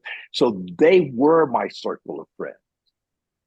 Well, that's really good. I'm really glad that you had that support that you needed, because it takes a lot of fortitude to go through something like that. And it's good that you had that. It really is. I mean, they really imply to you, or they really put into your head, you can't do this by yourself. And you can't. It's just, there are too many factors. There are too many things. Number one, I had no idea what I was walking into. I had no idea what they were talking about in many cases. So I had to believe my doctors. I had to believe my healthcare team. I had to trust my healthcare team. And one of the things that really stands out of my mind now that set me apart, I had an appointment with my liver doctor. And my appointment was running like 20 minutes late, maybe 30 minutes late. And I'm hot. I'm like, man, be on time for your appointment. And as I walked into the door, she could tell I was upset. And she stopped everything and said to me, when you get to me and your treatment, it's pretty serious. And there are going to be some days you're going to need more time. And I'm going to give you all the time that you need. And I'm going to do that same thing for you, Darryl. If you come in and you need some more time, I'm going to give you all the time that you need. And that, it just, number one, it just disrupted my being upset. And I understood that. And that kind of put me at ease. And that was the flavor of everything as I went through the treatment. Well, that's wonderful. Well, thank you so much for sharing your journey with us. You look fantastic. I'm glad that you've had the quality of life that you do and that you're enjoying, something 1,000% better. It's wonderful to see. And it's been a long road, but hard earned. And so I'm so happy for you. I would like to turn our attention now to Daniel Romero. And Daniel, if you can share your story with us. Yes, good morning. Thank you for having me this morning. I'm so excited to be here. When I was asked to participate, I was elated, but I was also a little scared about what they were going to ask me and about my journey. But my journey's been very how do I say this? It was kind of difficult for me because finding out that I had liver cancer was challenging in itself.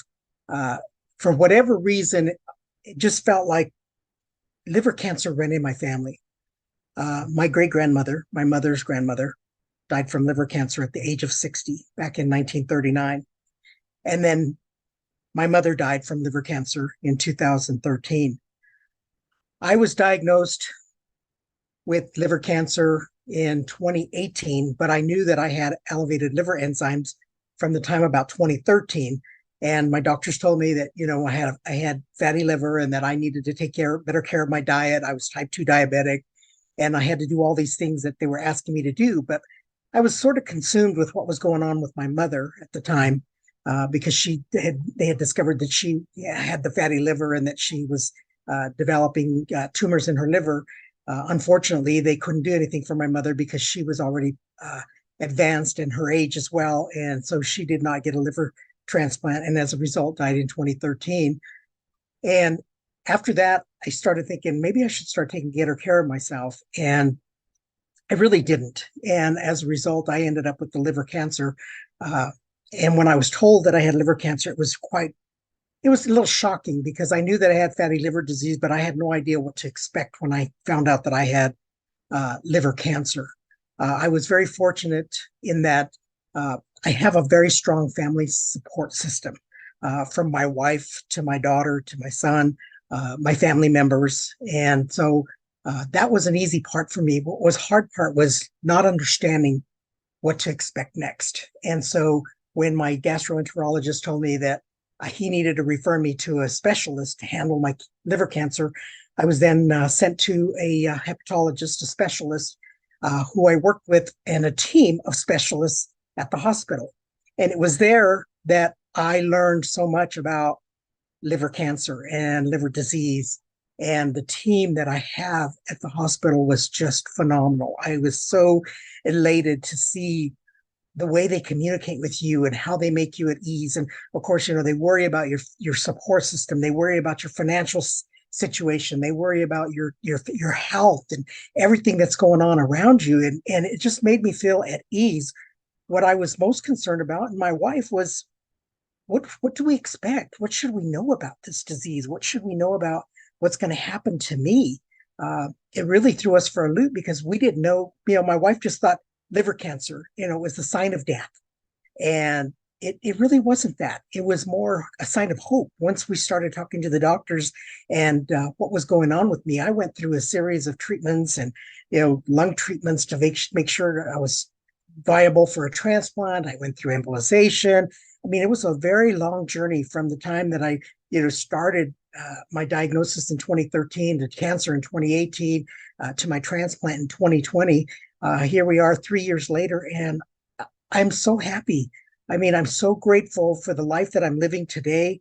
It's afforded me the opportunity to do things that I want to do, but it's almost for me a way of giving back. I was a caregiver. It still am a caregiver. I took care of during the time that I was very sick. After my mother passed, my father came to live with us, and he lived with us until he passed. I was very, very sick with liver disease and liver cancer.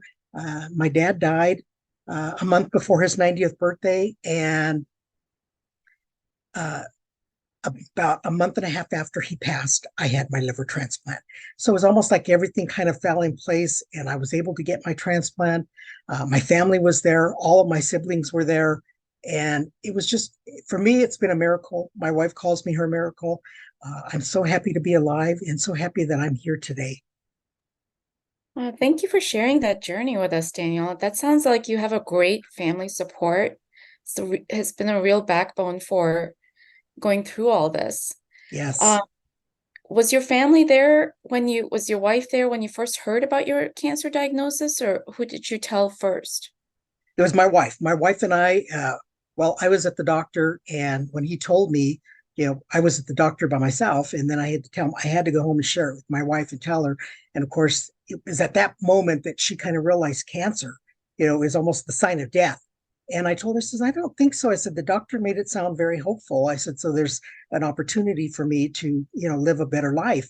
And so it was immediately at that point when we started, you know, she said, well, we need to get a hold of that specialist. We need to get you taken care of and all of that. But she was my very first support in that. And then we shared it with our children and, you know, and my family, my wife's sister and her husband. She's the only sibling my wife's got, and my siblings. And it was amazing how everybody just rallied around my wife and I. What can we do? How can we help you? What do you need? You know, and that really lent credibility to how I felt about family and what family means when you're going through something of this nature. Yeah, absolutely. How would you describe your relationship with your healthcare team? The best. From my surgeon to my hepatologist to the coordinators and the nurses, you know, they're so empathetic and sympathetic to what you're going through.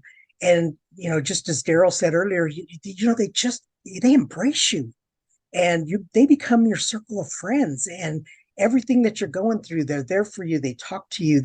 You know, the warmth that you feel. I mean, spending the time in the hospital after transplant, they're just so attentive. And, you know, that makes the world of difference to a patient, because you're there and you're scared and you don't know what's going to happen. And every step of the way, they're telling you what to expect. What do you feel? How do you feel? What can we do for you? And also I'm type 2 diabetic. So I was they were making sure that my sugar levels were level and that I was feeling okay and that I didn't drop, my sugar levels didn't drop too low or they didn't go too high. And, it was so, everybody, even my interventional radiologist, and he helped me through the cancer itself and going through the embolization process. It was just, I can't thank the hospital staff enough for everything that they've done for me. Even today, if I struggle or I have anything, I just pick up the phone and I call my transplant team, and someone always answers the call or they call me back and answer my questions. I'm really glad that you had such a positive experience in the face of negative news. It's good to hear that. And this question I'll give to you, but after you're done, Darryl, you can please chime in as well, because we would love to get your input on that. This is tough information for a patient to be dealing with, for anyone.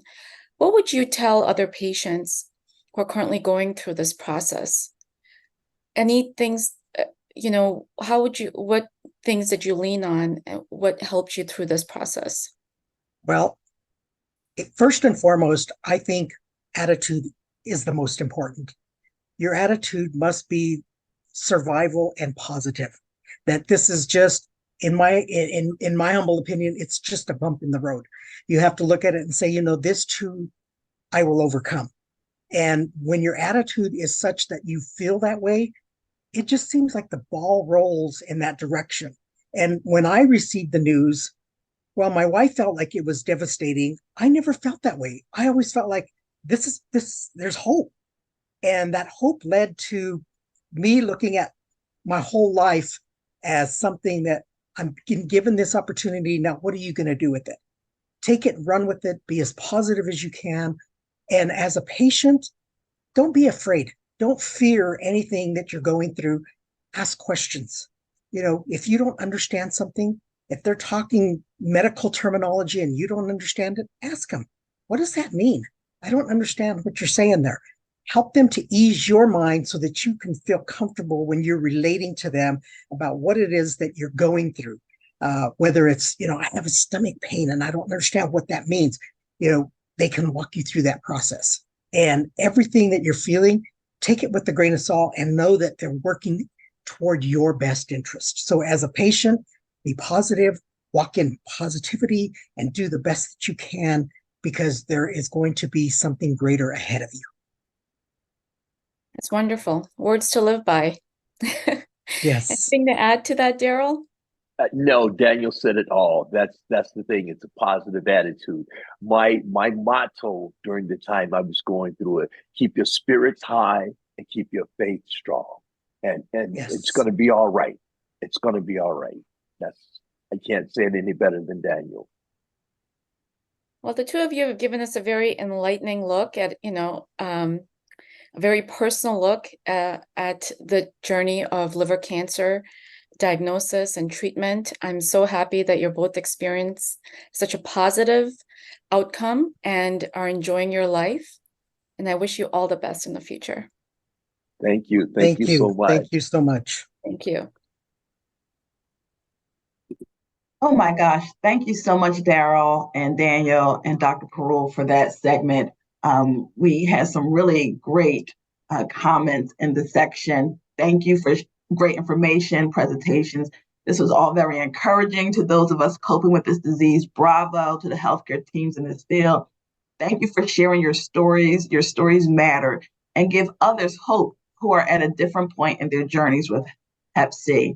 And Darryl and Daniel, I 100% loved your stories, and well said. So thank you guys so much for that. We will now introduce our next session, introducing Managing the Uncertainty of Cancer Diagnosis and Management with Dr. Kaplan and Dr., hopefully I pronounced her last name correctly, Altidor. Dr. Kaplan is Associate Division Chief of Integrated Behavioral Health and Collaborative Care and Medical Director of Cancer Psychiatry at Rush University Medical Center. And Dr. Altidor is Advanced Practice Provider and Supportive Oncology Psychiatry at Rush Cancer Center. Welcome, Thank you very much for inviting us to present on the topics of managing uncertainty about liver cancer and supportive oncology services. Prior to the diagnosis, after the diagnosis, during treatment, and during remission and survivorship, you receive a significant amount of information about liver cancer, treatment options, and also the genetic risk for liver cancer diagnosis for your family members. And you also receive a lot of information about the realities of life with and after liver cancer. Over time, medical providers and researchers, we found that there's some common themes regarding this depth of medical information that's really hard to interpret, can be confusing at times, and it leads to an emotional state of uncertainty. Most of the relevant research out there concerning uncertainty has focused on other types of cancer or liver disease, but it seems that the concepts of uncertainty are applicable to liver cancer and most life-threatening diseases. Uncertainty is rooted in ambiguity, vagueness, unpredictability, and incomplete information. Not being able to manage your uncertainty increases your risk for cancer-related emotional distress and other significant mental health issues. And so because of that, we'll discuss how to identify uncertainty and also how to manage it. We'll also discuss how to identify your emotional and physical support needs, and then also how to identify cancer center services and providers that can support those needs. I'd also like to acknowledge that my discussion today incorporates research from Donald Bailey Jr., Jia Yao, King Yang, Barbara Kimball, Kirsty Boyd, Marilyn Kendall, John Iredale, Scott Murray, Elizabeth Cohn-Stuntz, and Marcia Linehan. So we found that there's some predictable sources of uncertainty for you and for your family members as you are living and being treated for liver cancer. Having little knowledge about liver cancer before the diagnosis can lead to a sense of uncertainty. And you're not alone in feeling this way because it really reflects the general lack of knowledge and discussion about liver cancer in our society. And then the vague and unpredictable nature of liver cancer can also lead to a sense of uncertainty. And then there's some uncertainty also when you're trying to determine whether the symptoms or pains that you're feeling are related to liver cancer or related to another medical condition. And then you may also experience some uncertainty regarding whether you can manage those symptoms at home. Some of those symptoms might also include nausea or fatigue. And then sometimes you may also feel uncertain about feeling better on some days versus others. The other predictable sources of uncertainty for you and your family members include the extensive, complex, and frequently changing medical regimens for treatment, and then also maybe differing messages from healthcare providers. Difficulty understanding the purpose for your treatment, whether it's helping, and then also some difficulty navigating the healthcare system can also lead to a sense of uncertainty. And then you may also feel uncertain about how to plan for your future, how to manage some of the financial pressures associated with care, and then also managing the change in your level of independence with activities of daily living. And then there may also be some concerns about how others will perceive your diagnosis and maybe some uncertainty about feeling stigmatized as well. Now that we've reviewed some of the common sources of uncertainty, we'll move on to discuss how you can manage uncertainty and prevent emotional distress associated with uncertainty. There are two pathways for managing uncertainty, and that's reframing or changing the way you think about feeling uncertain about living with liver cancer. And then there's also problem solving. Changing your thoughts involves accepting your uncertainty and considering your concerns from a positive point of view. And then problem solving is your ability to identify and define what your concerns are and then find solutions.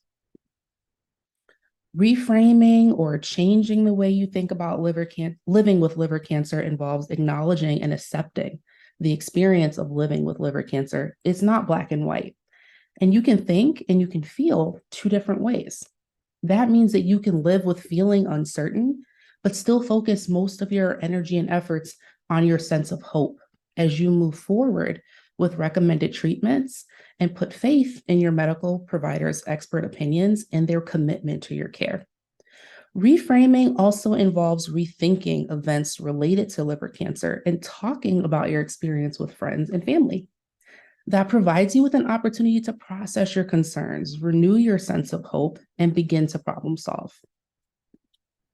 Some problem-solving strategies include considering which aspects of diagnosis, treatment, or remission you or your family members have questions about, and then presenting those questions to your oncologist or a member of their team, such as the physician assistant, the nurse practitioner, or maybe even the registered nurse. Doing so may lead you to feel empowered. And then also determining which physical or emotional symptoms are affecting your quality of life, and then seeking support from members of your team is also helpful problem solving. And it's common to feel unfamiliar with the types of support that are available at the cancer center where you receive care. And so I'll review some of the common members of the supportive oncology team and discuss how they may be able to support you. Palliative care providers, sometimes those are physicians, nurse practitioners, or physician assistants, they focus on relieving your pain or other symptoms such as constipation, diarrhea, fatigue, loss of appetite, nausea, vomiting, and shortness of breath.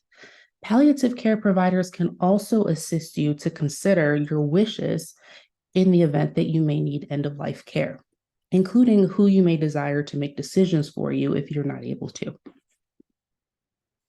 Dietitians provide diet education. They can counsel you about meeting your nutritional needs and also assist you with assessing how to change your diet if you experience difficulty chewing or swallowing, low appetite, dry mouth, experience significant weight loss, or if you have a feeding tube. Physical therapists, occupational therapists, and physical medicine and rehabilitation physicians help you maintain your muscle strength. Perhaps, before surgery or after surgery, they help you to maintain your independence and improve your quality of life when you're living with physical weakness, fatigue, discomfort related to nerve pain or numbness or tingling sensations, difficulty walking, or difficulty dressing and caring for yourself. Social workers provide mental health assessment and counseling. They can also refer you to other resources such as cancer support groups, community-based resources, and they can also provide information regarding financial assistance programs, in-home assistance, and information about disability or public benefits. They may also help with coordinating transportation or even lodging if you're traveling a significant distance for cancer care. Acupuncturists apply very thin needles to specific points on your body for between 10 to 30 minutes to stimulate your nervous system in a way that promotes health and well-being. Acupuncture can treat common conditions associated with cancer and cancer treatment, such as pain, anxiety, depression, insomnia, and they can also reduce some of the common side effects of cancer treatment, such as neuropathy, nausea, stress, hot flashes, and fatigue. A cancer diagnosis or the course of cancer treatment may cause you or your loved ones to question your spirituality or experience other challenges related to your religion or your faith that you practice. And so chaplains are members of the supportive oncology team who support you as you process questions about your faith or religion or spirituality, which may arise during your care. Next, Dr. Kaplan will join us to discuss identifying when your emotions or behaviors are a sign of significant depression, significant anxiety, or a significant response to trauma, which requires support from a psychologist or a psychiatric provider, such as a psychiatrist, a psychiatric nurse practitioner, or a psychiatric physician assistant. Thank you, Dr. Altidor, for that introduction, and thank you to the American Liver Foundation for inviting us to join your very important conference today. I think as Dr. Altidor described there in great detail, and as Mr. Romero and Mr. Ellis shared their own personal stories, there can be a lot of uncertainty and distress with a new diagnosis of cancer, going through the treatments, as well as the process of transplant, if that's what's appropriate part of your your care for your liver cancer as well. A certain amount of that distress is expected and it's normal. Common symptoms are what Dr. Altidor described, and in addition to that, there can be a lot of fear, sadness, sometimes anger, irritability, grief over a diagnosis, and denial of a diagnosis, sometimes feeling like it's too overwhelming to confront the reality of the diagnosis and pursue treatment from there. When these symptoms become excessive or they start interfering with your functioning, we're often thinking about ways that we can intervene to support you so that you can really engage with your treatment team and your care to get the best possible outcome. It's important to recognize that up to 25% of patients after receiving a cancer diagnosis or needing a transplant will go on to develop clinically significant depression. Similarly, 20% of patients will have clinically significant anxiety. And for many, although the diagnosis can be traumatic initially, up to 15% of patients are going to develop symptoms that are consistent with post-traumatic stress disorder and are going to need clinical attention to make sure that those symptoms can be controlled and managed. I want to describe some common mental health symptoms that people may experience, and when we begin to get worried that this is reaching the level where we should seek specific treatment around these syndromes and symptoms. When we think about depression, clinically significant depression, it's more than just feeling sad. It's a persistent sadness, feeling very down and blue, a persistent low mood that lasts for days and days, often weeks on end. And again, is interfering with your functioning, whether it's in your daily life or your ability to engage in your cancer treatment. People may have significant loss of interest in their pleasurable activities or lose the ability to experience joy when they're engaging in activities that they normally would enjoy. They may be frequently tearful and have crying spells. They may begin to avoid social interactions and pull away from important social supports. They can feel inappropriate feelings of guilt or grief or hopelessness. Things won't get better, or I somehow deserve this, and that can be very destructive for mental health. They can have low self-esteem, feelings of worthlessness, also lose their sense of motivation, whether it's for their own self-care, for participating in their daily activities, or for participating as part of the member of their own cancer treatment team. They can be experiencing low motivation and low energy. Significant sleep disturbance is often insomnia, but sometimes it's excessive sleep, sleeping 10, 12, 14 hours a day. And in the most severe and emergency situation, sometimes people can develop suicidal thinking, whether it's maybe I'd rather not be alive or active thoughts of harming yourself. And those are huge red flags to seek care. And because those are treatable symptoms and we want to get those under control. So again, you can have a higher quality of life and engage in your treatment. When we're thinking about anxiety, it's more than the standard worry of, this is a very scary diagnosis and I don't know what to expect. It's really that pervasive, persistent worry. It's invading all aspects of your day and your life, leading to really significant worry in multiple domains, not just cancer, but perhaps this financial worry. It's worry about health. It's worry about my family members and how they're going to do with this news or with this treatment process. The worry is often very difficult to control. People can feel very easily overwhelmed, and that feeling of overwhelmed can sometimes lead to avoidance of necessary care and treatments. Patients can become very irritable, very anxious. They can lack patience with those around them. They can feel very easily fatigued as part of feeling overwhelmed. They can also have physical symptoms, significant muscle tension, difficulty relaxing, feeling like you can't sit still. Again, sleep disturbance related to the worry and the rumination in regards to any aspect of your life, or specifically related to your cancer or your transplant. And in the significant, severe situations, people can experience panic attacks, physical symptoms, often feeling racing heart, difficulty breathing, a sense like you're choking or you're getting very sweaty or lightheaded or faint, often accompanied by thoughts of overwhelming doom and dread for the moment. And as we're talking about trauma, some of these symptoms will overlap with anxiety and depression, but any point of the cancer journey can be traumatic for somebody.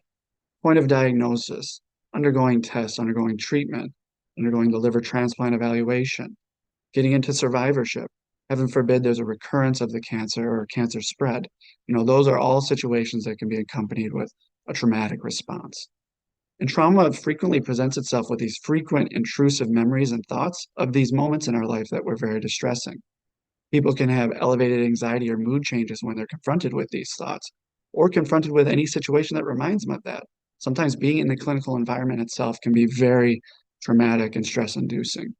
Sometimes in the extremes, people will avoid going to the hospital, going to their appointments, going for their scans and their treatments because the feeling of anxiety or mood change is so overwhelming for them.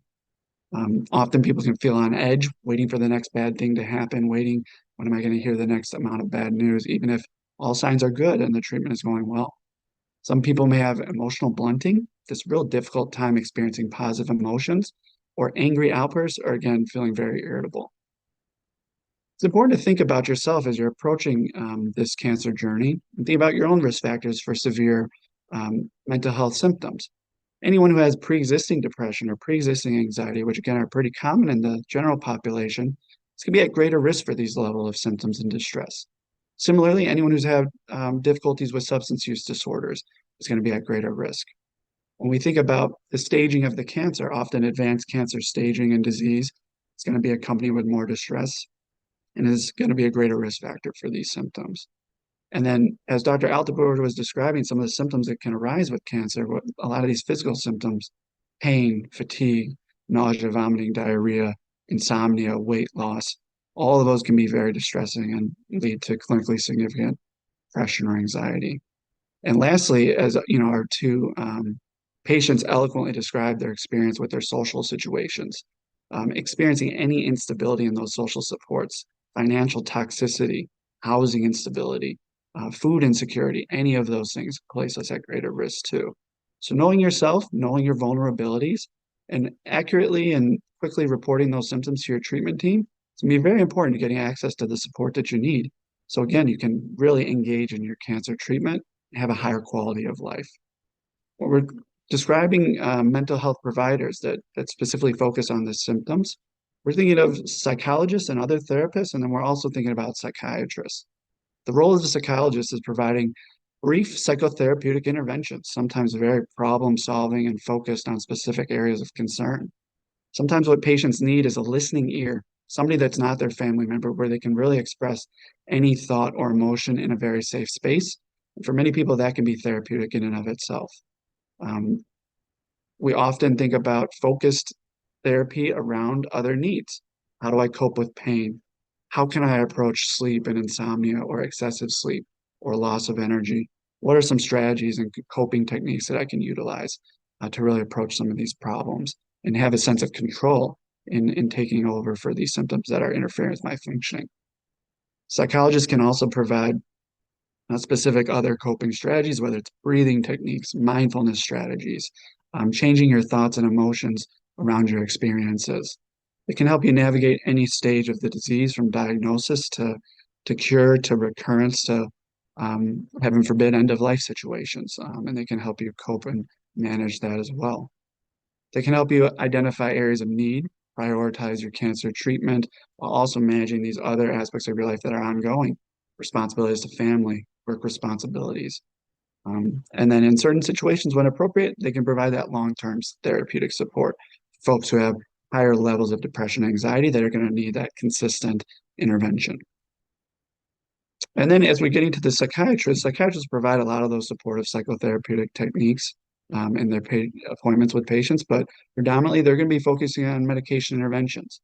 When symptoms are moderate or severe, often medication is going to be very helpful and necessary to overcome those symptoms. And the psychiatrist's role in that is identifying the appropriate medication at the appropriate time. And when I say psychiatrist, again, it can be a physician, it can be a physician's assistant, it can be a nurse practitioner. All these folks are going to be qualified with the appropriate training to provide this level of service. Some examples of medications sometimes are just as needed. I get very anxious before a scan. I get very anxious before appointments or tests. Is there a medication I can take at a low dose that's going to relieve that distress so that I can get through that experience? Or is there a short-term sleep aid that I can use because I'm really having a difficult time falling asleep? Are there alternative pain management strategies, things I can do to manage my fatigue with medication? And then other supports for if I'm having cognitive symptoms related to my treatments. Some situations are going to require daily medication. Again, when that depression, that anxiety, that trauma response is severe and interfering with my functioning, daily medication can often really relieve those symptoms and give me back that sense of control in my own life. It's important to remember that these medications are often very safe, very well tolerated. They're prescribed to millions of people in our country every day, and people take them and really see significant improvement. But there's a high percentage of people that may not respond fully to that first medication. So it's important that you have that open communication with your treatment team. Let them know what's working, what's not working. And they can make adjustments for you or change medications to really target these symptoms and get them under control as quickly as possible. It's important to remember that engaging in this sort of treatment not only will improve your quality of life, but also plays a significant role in your ability to adhere to your treatment and really get you the best outcome possible in relation to your cancer and your goals. It's important to consult with your psychiatrist or your psychiatric nurse practitioner or your physician's assistant to pick specific medications that are going to be safe for you in regards to your liver function and the other medications and treatments that are required as part of your care. We want to avoid those drug-drug interactions that are actually going to make some treatment less effective and avoid toxicities related to treatments. We also want to be paying attention to the level of function with your liver. You know, some folks get this cancer diagnosed at a very early stage. A lot of their liver function is preserved and they can take really any medication that's offered to them. But for folks who get it diagnosed later, maybe there's been a significant amount of liver damage. We want to be very mindful about the medications that we're choosing, again, to avoid any potential toxicity. At any point in your care, keep that open line of communication, consult regularly with your treatment team, and make sure that you're taking medications that are safe and are helpful for you. So we can pause here again. Thank you so much for allowing us to join your conference today and just share some of these important concepts. And we are open to any questions or comments that anybody may have at this time. So thank you very much for your attention. Thank you. This is a really, I think, under-stressed topic, particularly at my institution where we may not have like quite as big of a psychiatric and psychologic and just behavioral cognitive therapy team, you know, at our disposal. So I think the key takeaway really from this, for me at least, and something that I would like to communicate to my patients and patients, you know, who are dealing with this new scary diagnosis is to not be afraid to admit that you're scared, right? I think it's important that everyone feels comfortable bringing that fear up, you know, and addressing it. And the first step to that is really bringing it to someone's attention. And so we have a couple of questions over here. The first question is, does your team have you see a counselor? Maybe is that like built into your cancer care? Yeah, I think that's a great question. Oftentimes, there's going to be somebody within your cancer center, and especially if you've progressed to the point of the transplant process where you're going to be meeting with at least a social worker, sometimes a psychologist, and sometimes a psychiatrist. So often it's embedded at certain points in the care. But I think after the initial diagnosis, there's so many moving pieces that sometimes this aspect can get lost. And it's important, as you're saying, Michelle, just to raise that, you know, that concern up the bat. You know, I am having this significant distress or this fear or any of these range of emotions that we've talked about today, and make it front and center. So then not only can your hepatologist or your oncologist be treating what they are specializing in, but then they have that in the back of their mind. I can place that referral, that member of our team, or that person in the community who I know helps a lot of folks with these diagnoses. And they can do that right away to get you connected, because it may not be the first thing on top of mind. So I think sometimes it just depends on where you're at clinically and what needs you have. But raising those concerns early is really important, I think, to getting that connection if it's needed. And I just want to, again, normalize that a lot of these emotions and reactions are completely expected and normal. And it's actually surprising if somebody doesn't have some of this going on right when they receive the diagnosis, because these are completely normal human experiences and emotions. And so we want to be very sensitive to that too. We don't want to pathologize it, but at the same time, we want to recognize it and get the support you need so it doesn't get more severe. Right, exactly. The next question is if insurance covers acupuncture. Yeah, and Dr. Altidor, you can answer that, or I'm happy to as well. So some insurances might. And then there are also acupuncturists out in the community that have a medical focus that can also accept private pay or insurance for acupuncture as well. And I think the other important point is depending on the acupuncture provider, sometimes there's grant funds available too. I know every institution varies. We're very fortunate at Rush that sometimes that first or second visit is covered by either a grant or some philanthropic donations too. So just be aware of that and keep that in your mind that sometimes those resources for payment are available too. So always ask about that, and your social worker or your treatment team may know the answer to that at your local institution. Yes, that's a great point. The next question is, do patients need additional pharmaceutical support if there's either weight gain or weight loss through the course of treatment? That's the first part of the question. And the second part is it considered natural and only mental support, or I'm not sure what they meant by the next portion. Anti-stress is offered to them. I think they're asking about the mode of therapy and what is there actually to be offered.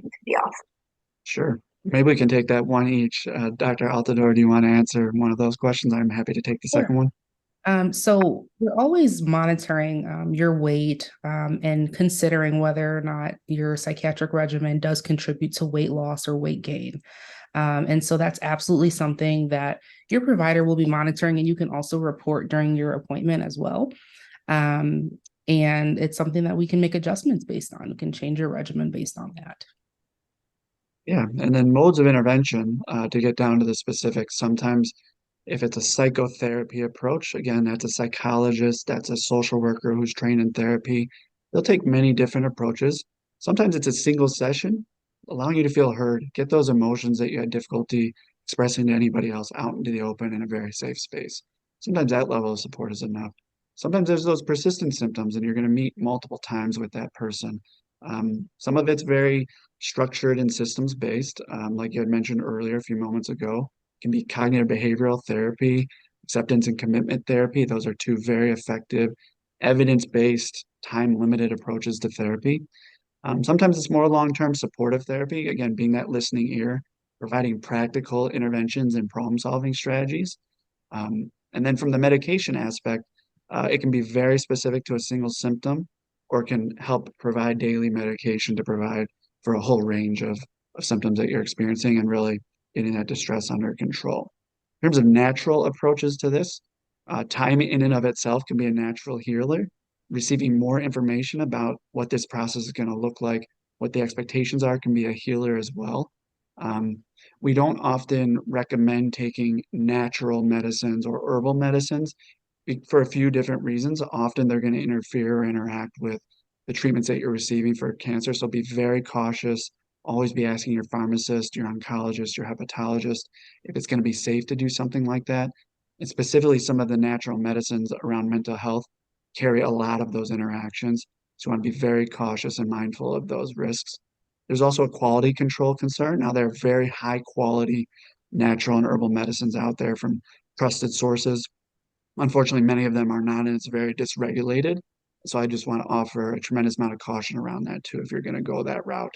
Make sure everybody's aware of what you're doing, why you're doing it, and make sure that it's going to be safe.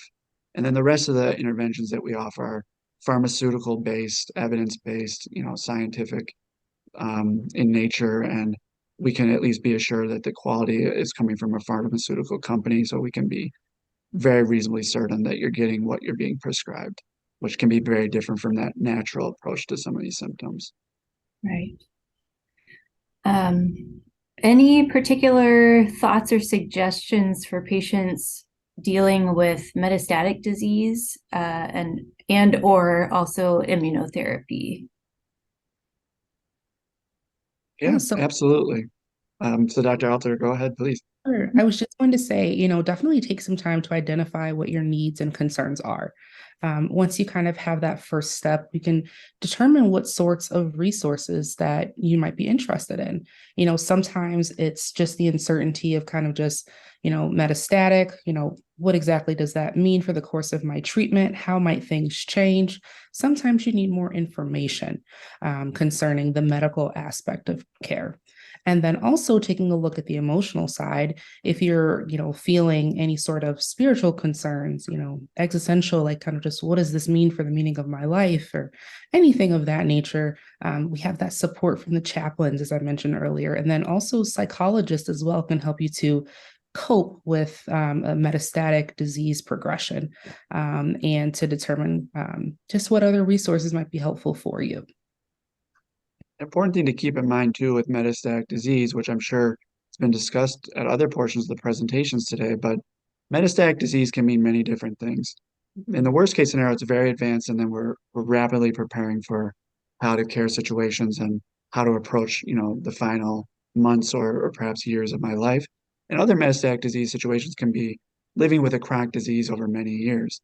You've brought up this concept of immunotherapy, which has been a boon for cancer treatment in general, right? It's allowing people to live much longer, converting cancer to a chronic disease scenario.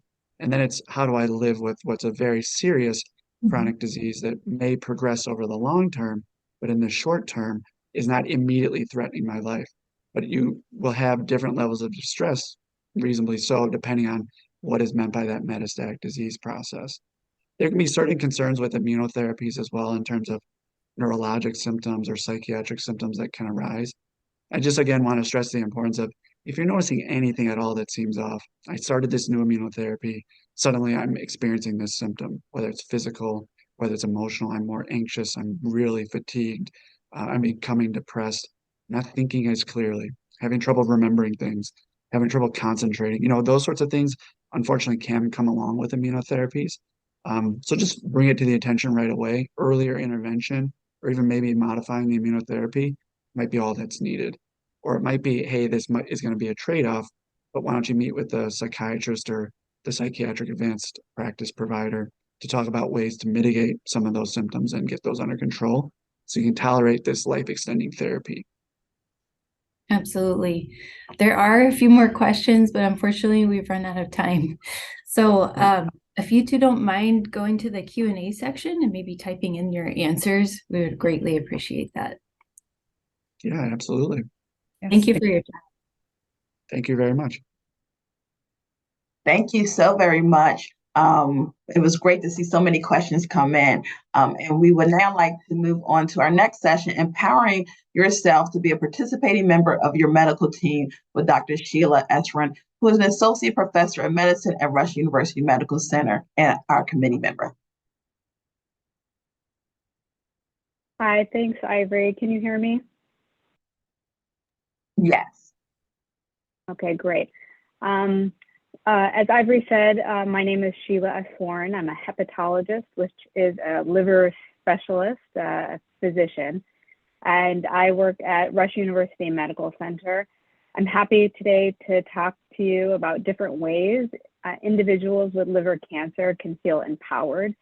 And I think this is a great transition after hearing from Darryl and Daniel, the patient stories, and the presentation on uncertainty, to talk about some practical strategies for patients and family members to feel educated and empowered. In my experience, I think we all feel more in control and empowered through education and communication and removing some of the mystery around what to expect through the liver cancer journey. Opportunities like this conference through the American Liver Foundation or a type of conference like this and doing research through reputable organizations are great ways to get information.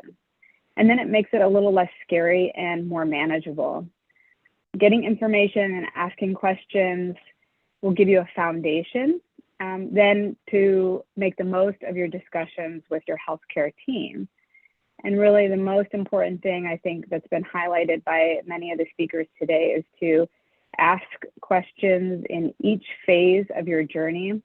And the different phases would be the diagnosis phase, the understanding the stage of your cancer, looking at treatment options, and meeting, getting to know, and interacting with your team, really, of providers.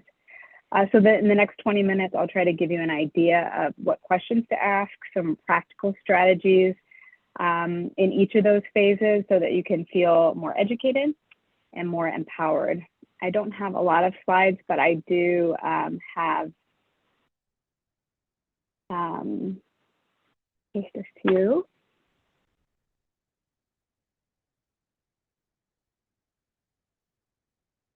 Can you see my slides, Ivory?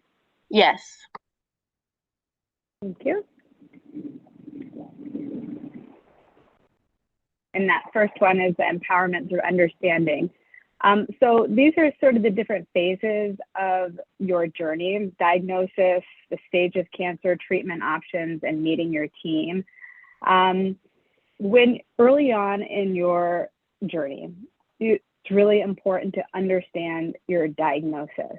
As has been discussed in this conference so far, there are actually several types of liver cancer.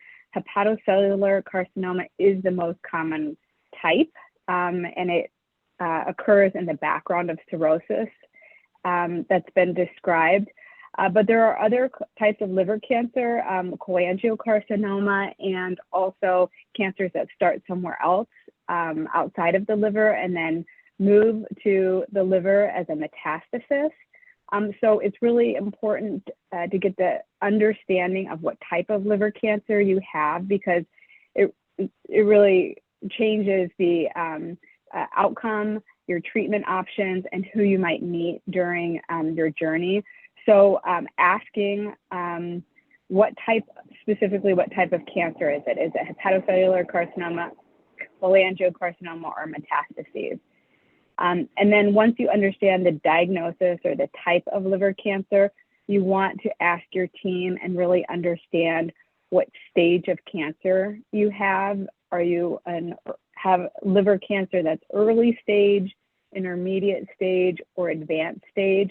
And as Dr. Mehta was describing, that stage of cancer is really based on the size, the number of the tumor, and whether or not it's in the liver or if it's spread outside of the liver. So if you understand what type of liver cancer you have and the stage, it's at that point you can think about what your prognosis is and what your treatment options are. And so when you're moving to the next phase of your cancer journey, that would be the treatment phase, you want to think about, of the treatment options, which ones are appropriate for your stage, because not all of them are.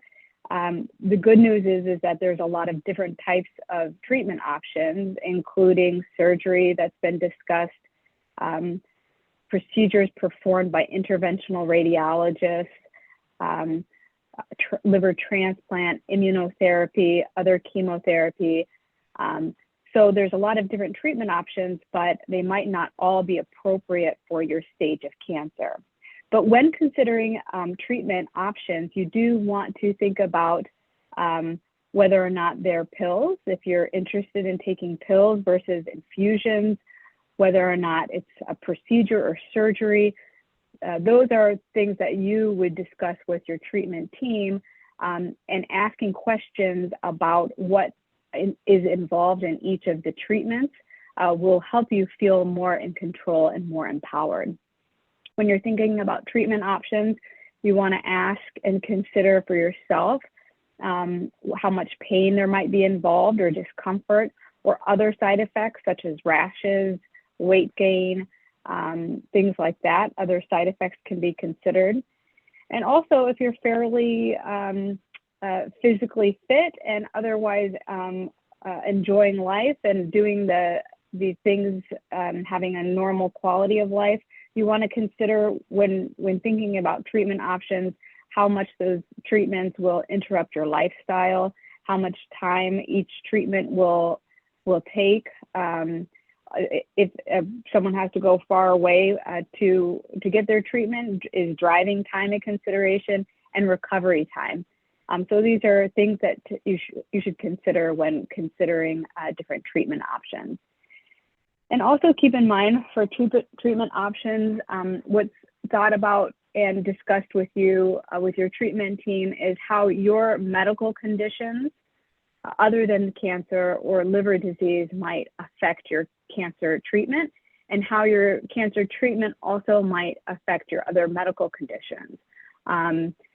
For example, if there's a treatment option that may worsen blood pressure and there's already an underlying high blood pressure medical condition, then that would need to be considered. So there's an interaction between other medical conditions and the treatment options, and then the treatment options with other medical conditions. So as you're going through each phase of your journey, whether it's diagnosis, understanding the stage of cancer, treatment options, these are the types of things that should be considered so that you can feel more empowered and ask the right questions in the time that you have with your treatment team. So the next sort of big, broad topic to help you sort of break down a little bit the mystery behind liver cancer and liver cancer management and what you might expect would be understanding your treatment team. Dr. Mehta had mentioned the multidisciplinary team, and this is very important because liver cancer management is really not one size fits all. There are a lot of different treatment options, and so the approach to liver cancer management is the approach from different specialties, and we term that a multidisciplinary team. And the providers will discuss a clinical case, a patient that has liver cancer, identify their stage of cancer, look at other medical conditions, consider the underlying liver function to consider what treatment options patients have. And we all come together in a group, usually once or twice a week, as a tumor board conference, and then we communicate the recommendations to the patient and their families. You might not see all of these providers, but it should be a part of liver cancer management. And so I use this visual to help patients and family members understand what that multidisciplinary team is. And there's the patient in the middle, because we're all here for the individual that has liver cancer. And other than you in the middle, the most important member of the team is the nurse coordinator.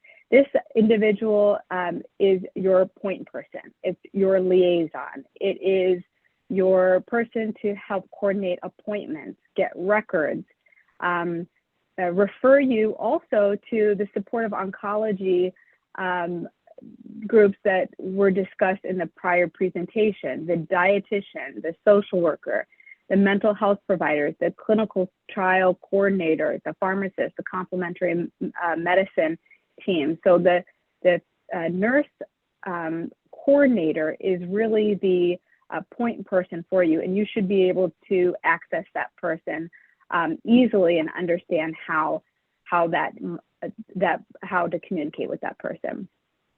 The next member of the multidisciplinary team you should meet is a hepatologist like myself.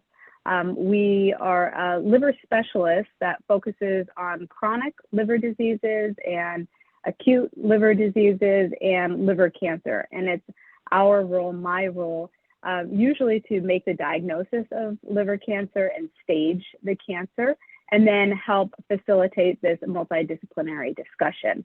I also, as a hepatologist, will assess the liver function through an examination, blood testing, an upper endoscopy, which is a scope test to look at the esophagus, to look for changes related to cirrhosis, to really get an understanding for the patient and the rest of the team what the function of the liver and what the liver and the patient can really tolerate in terms of treatment options, and that can inform the decisions for treatment. And then each time a patient undergoes a treatment, then they would come back to the hepatologist to reassess the liver function throughout the whole journey. And we see patients with cirrhosis along this continuum. Part of the team, there are two different types of radiologists. One is a diagnostic radiologist. These providers help us make the diagnosis of liver cancer. Like Dr. Mehta had described, usually we don't need a liver biopsy to make the diagnosis of cancer, and we really rely on that LIRADS criteria that is determined using a CAT scan or an MRI. And the diagnostic radiologists help make that diagnosis. Also, when patients undergo treatment, they have imaging, CT or MRI after the treatment. And then the diagnostic radiologist helps us determine if they're, what the response is of that treatment. An interventional radiologist is part of the multidisciplinary team to help us make the diagnosis sometimes of liver cancer with a biopsy, but not always and not usually.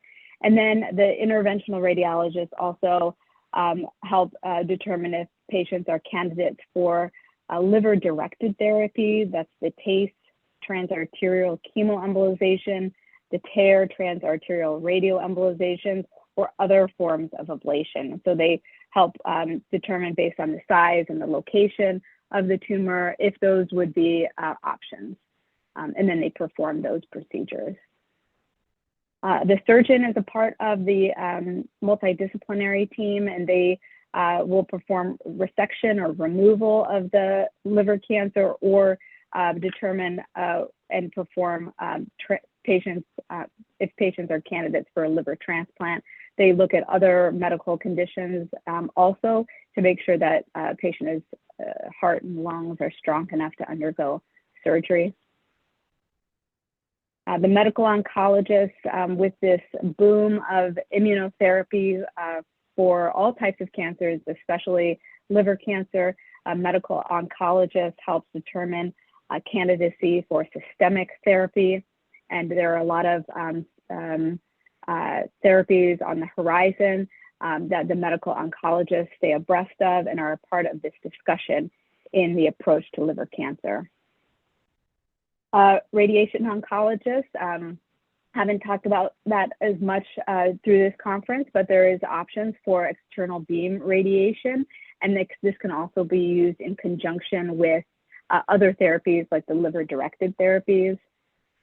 As was discussed, palliative care, and also pathologists are sometimes present during our multidisciplinary tumor board to look at different cell findings under the microscope to help direct management. So this is your team. These are all the individuals that are usually a part of the discussion and trying to decide with you what options are appropriate based on the stage of cancer. Research really has shown that the multidisciplinary approach in patients with cancer really is important, and they have better outcomes, including better curative results. They have better quality of life and patient satisfaction, and they have a better and shorter time to treatment. And recently, we've all felt more comfortable with remote collaboration through Zoom and other platforms in the medical field, especially after COVID, being able and more facile with remote collaboration. And so if you are at an institution that doesn't have access to a multidisciplinary tumor board like this, there's often an association with one that can review and manage your case remotely. So that would be a question to ask. And lastly, to wrap up, I wanted to give some quick tips and tools that patients and caregivers can use in your time with your provider. it's really important that you understand and are able to contact that nurse coordinator. They should have, you should have access to them using telephone numbers. Also, it was discussed that there's the patient portal through electronic medical records. It's often called MyChart. You should be able to communicate with your care team that way, or email.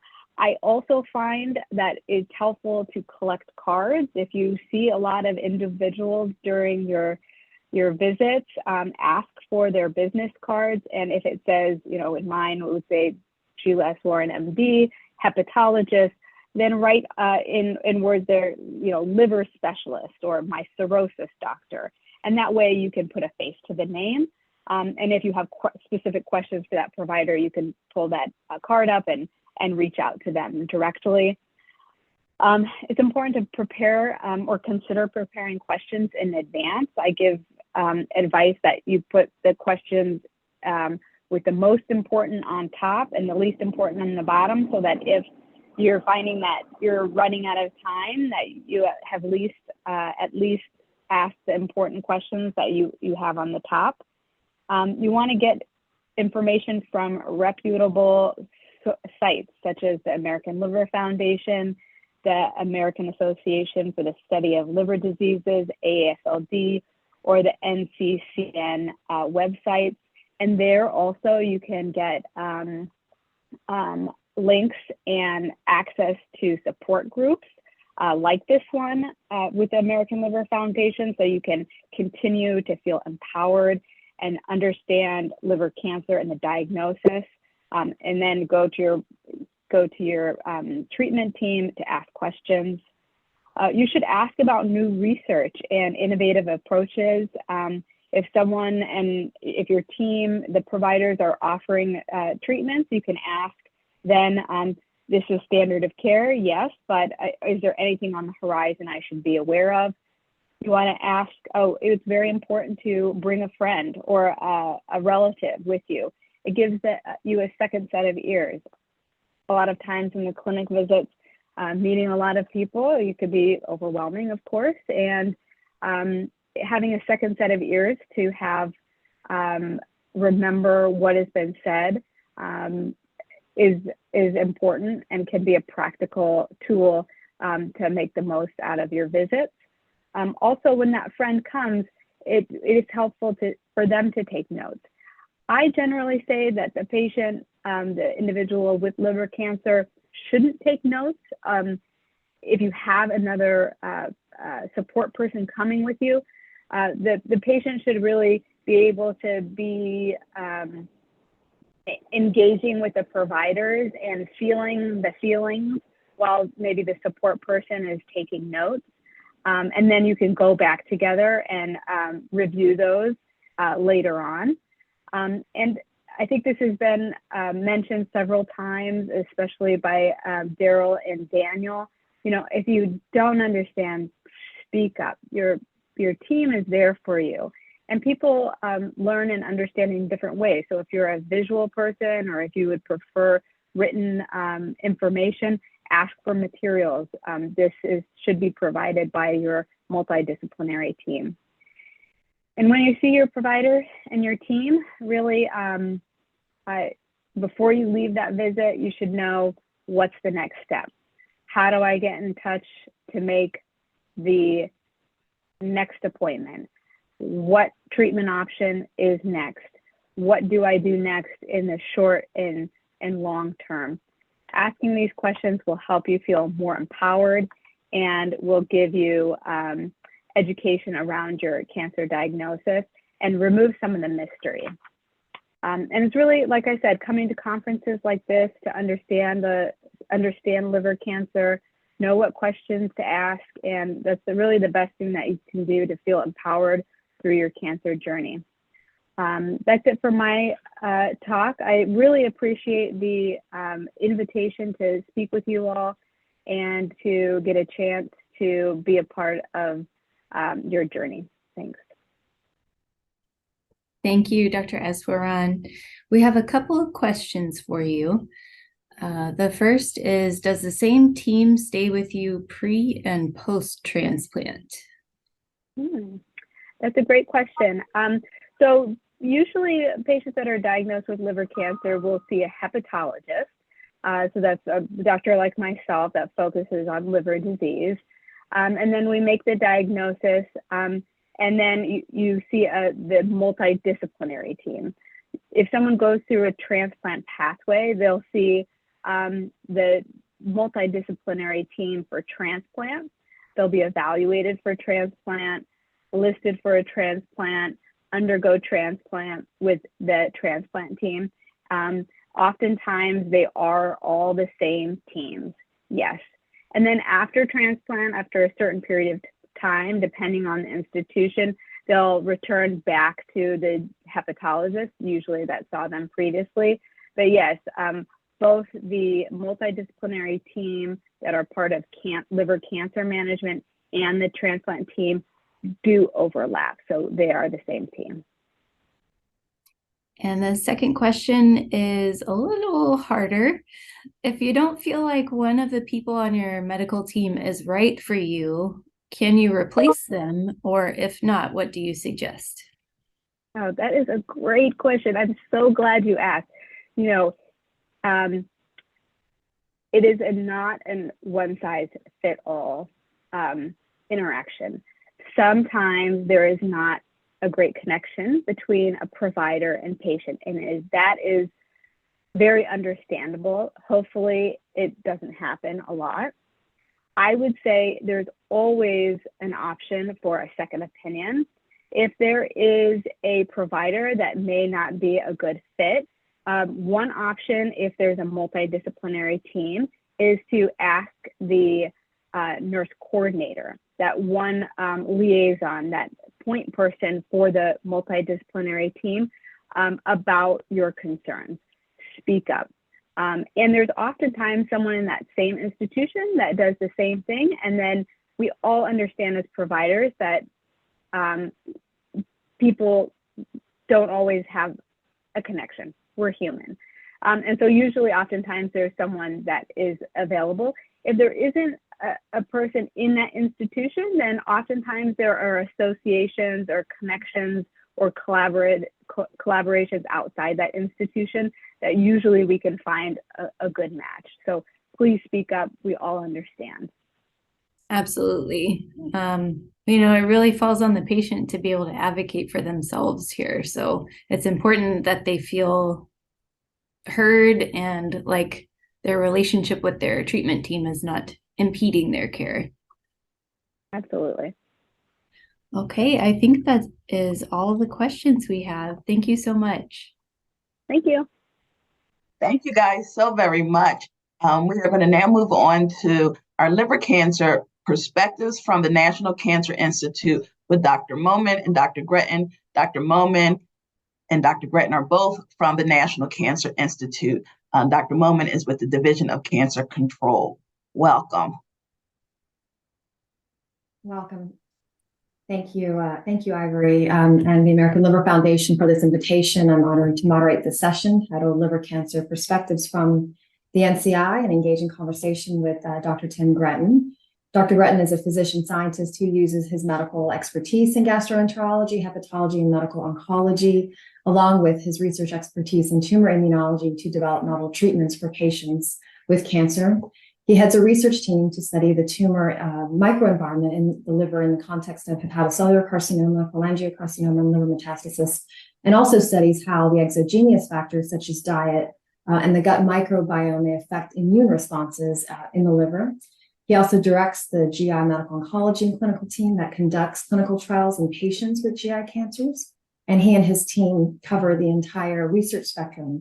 Dr. Greten is also the co-director of NCI Center for Cancer Research for Liver Cancer Prevention, the program. Welcome, Dr. Greten. Hello, thank you for the invite.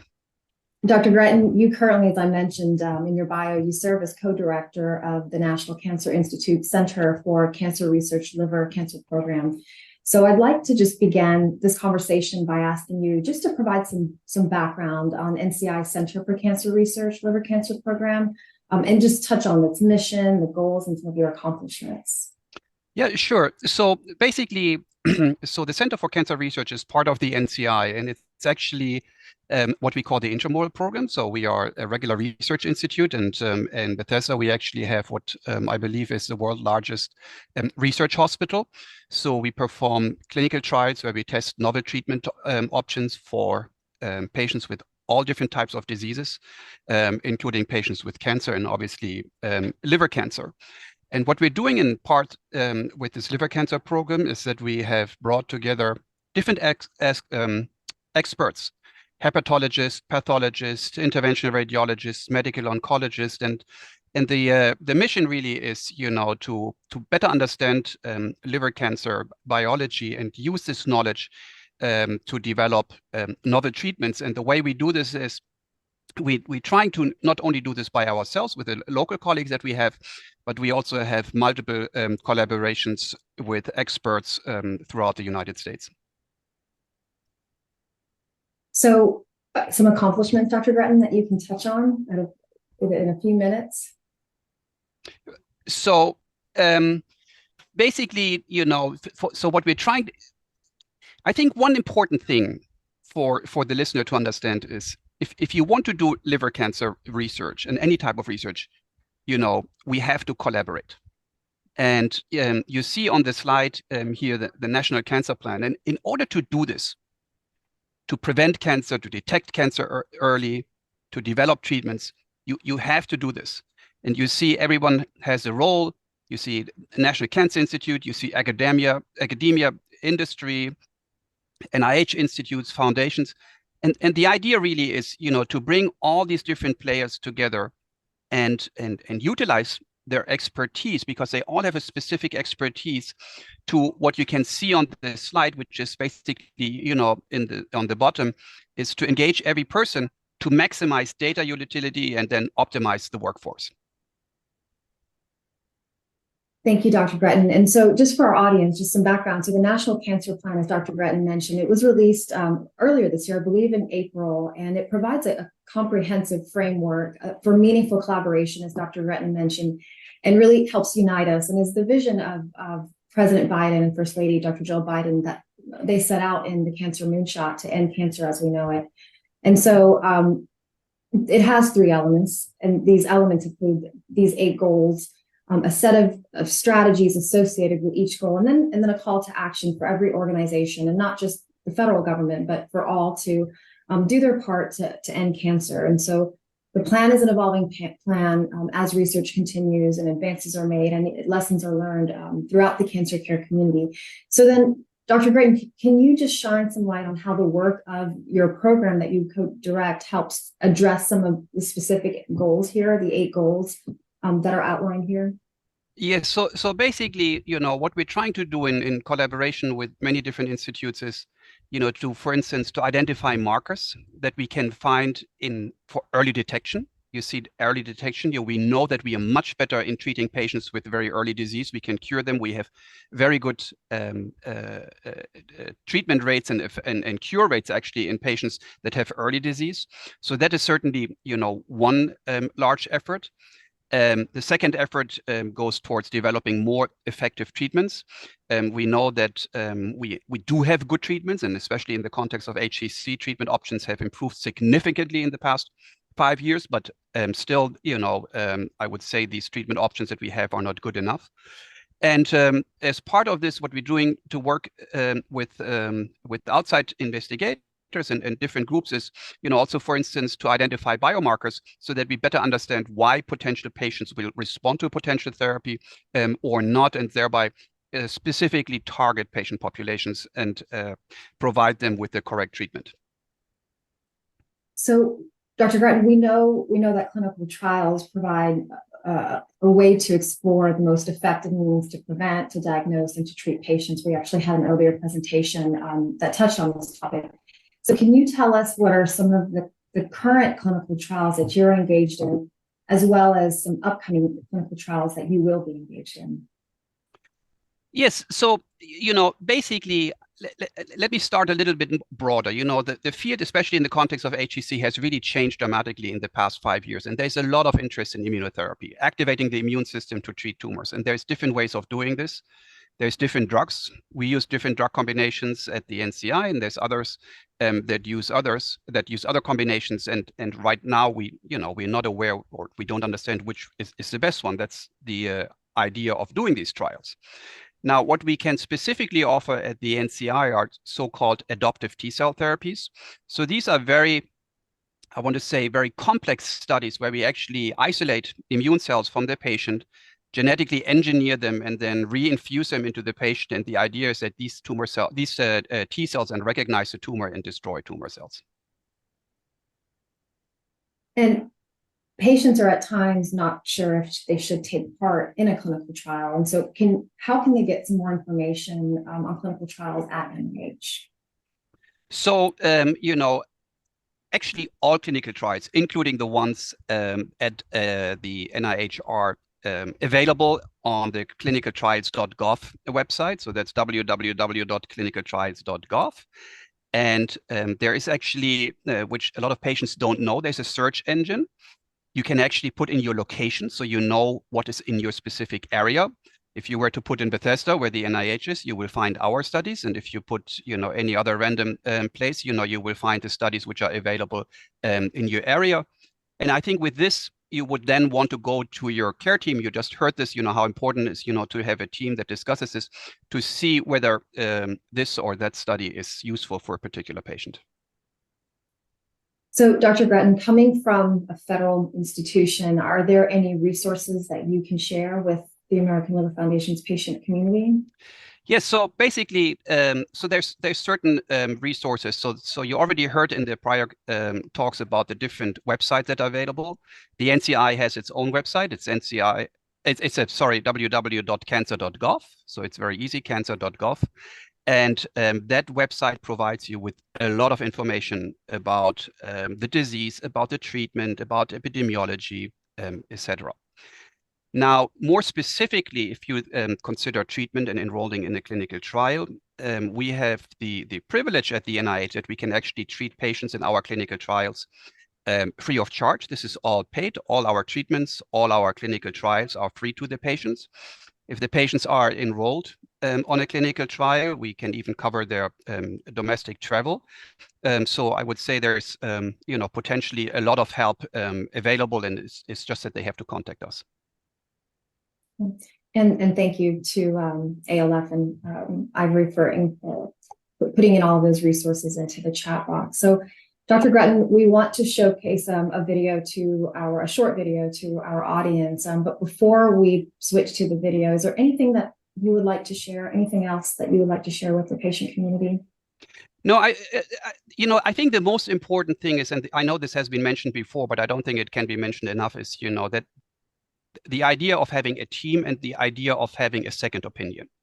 It's not, we are not proud, it's not that you can't ask somebody else. And, I think only the person who doesn't ask for a second opinion or doesn't ask the right question, is doing a mistake. Always ask if you don't understand this, if you want to hear more, if you want to get a second opinion, etc. It's important that, you express your concerns or your questions. So I'd like to switch to the video because I do want to leave some time for questions from the audience.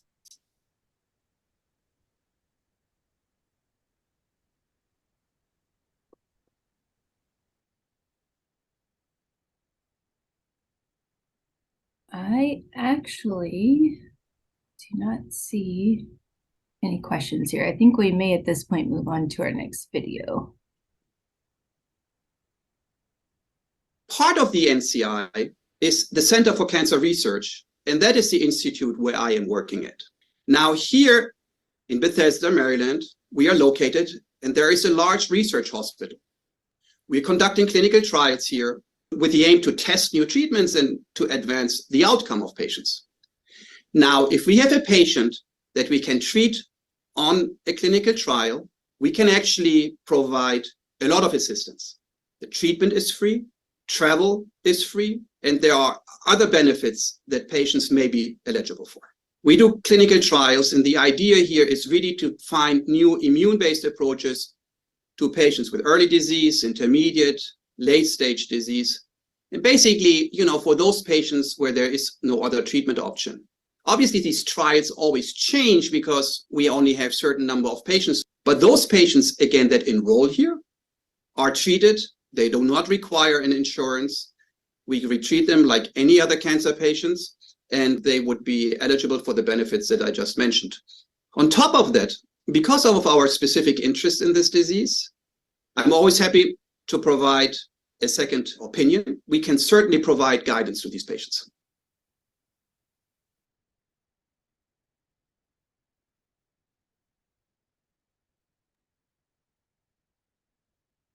Thank you so much, Dr. Greten and Dr. Momin. That was really great information, and we were able to put the links, as you mentioned, in our chat. I know we are a few minutes over, but we have our final session. We have a recording by Dr. Abou-Alfa, who is actually here, and he will be able to answer questions live. So we will, as we get ready to prepare this video to show everyone. Thank you again for joining, and it's a great delight to be all together again this year. The big thanks, of course, for the American Liver Foundation for giving us the opportunity to be all together. Unfortunately, I'll not be able to join for that part in person, so otherwise it's recording. But of course, look forward to engage with all of you with any questions or any comments that you might have. So, no doubt that I was tasked with in regard to the emerging treatments for liver cancer will, of course, depend on a perception that we all should have to kind of make sure we take the most out of it. And the question is, what's our purpose when a dear patient has liver cancer? The patient purpose is very specific: want to live. Living is key, and that's why we really need to make sure we look at all that data from a living perspective and keep alive, and not only keep alive, but keep functional while we're alive. Liver health, as we heard from my colleagues, is very critical and important to recognize that there are many risk factors that can lead to liver cancer. Please do remember that some of the risk factors might be related to certain experiences or behaviors that we had in life. Please don't ever be judgmental for your dear friends or loving ones. We are with the disease now. Let's focus on the disease itself. But by all means, we'll make sure to maintain liver functionality to the best health possible so we can benefit from the therapies that are available. So what are the therapies? No doubt that thankfully today, we can proudly say that we have many options of treatment. Your doctors will talk mostly to you about immunotherapy. Immunotherapy implies that we are trying to use your own immune system to fight the cancer, and as such, trying to neutralize its activity, its abilities. The way it's done is with different variation of treatments. You probably heard about a lot of them with kind of like long and a little bit complex names, but among which I'll name few. For example, you have the atezolizumab plus bevacizumab. You have the durvalumab plus tremelimumab, and you might have also single agent like the pembrolizumab itself. We have to remember that these are not necessarily the only options of therapy. Some of our dear patients might not necessarily be amenable to get the immunotherapy because they have other immune-related diseases, like, for example, E. colitis, inflammation in the bowels. And as such, we have to depend on some other form of therapy, which, as we know, they're what we call biologic or targeted therapy, or what we call tyrosine kinase inhibitors, among which two of them that really are mostly used as a first-line treatment, i.e. patients with new advanced liver cancer that needs systemic therapy, are sorafenib and lenvatinib. Now, how to pick and choose? By all means, there's a lot of ifs and buts about all those therapies. I would respectfully defer to your discussion with your doctors, but make sure you get the most objective opinion you can. And to be fair, liver cancer is not that common, and as such, experience might necessarily be always to be the one that you aspire for. Ensure that your colleague, your doctor rather, talk to his colleagues or her colleagues, because they might really benefit from this interaction. And of course, if you have to get another opinion, it doesn't really be valuable for you if necessary. So, but if you decide to do that, please work with your doctors. Don't really just do things independently of your physician. Another important thing is that if the therapy is not to work in first line, we have, of course, second line therapy. I'm simply lining them up over here, among which, for example, is what we call regorafenib. We can talk about what's called cabozantinib. We can talk about what's called ramucirumab. And of course, immunotherapy itself might be revisited by your doctors as well. You'll notice in all what I spoke about, chemotherapy does not play a role except in very rare instances regard to liver cancer. By all means, though, clinical trials continue to evolve, and we need clinical trials because all those names of trials, of drugs that I just lined up for you are dependent on clinical trials that were given beforehand. So we have to be very grateful and very thankful for all the patients who contributed to those clinical trials that led to those drugs being available to all of you. And as such, if you are offered a clinical trial, by all means, discuss it with your doctor, learn more from it about it, and this make, of course, a conscious decision. But don't ever think you are obligated to do that. If you feel like this is not for you or it's not what you're interested in, of course, this is your opinion and you're have full right to take care of that. And I can assure you, all their colleagues, all physicians are very capable of respecting that opinion, continue to provide you with the best care possible, independent of your decision to go on clinical trial or not. On the other hand, of course, if you see that, yes, it's an opportunity, I value that therapy, why not? After all, this is really how the science of liver cancer will evolve and continue to evolve.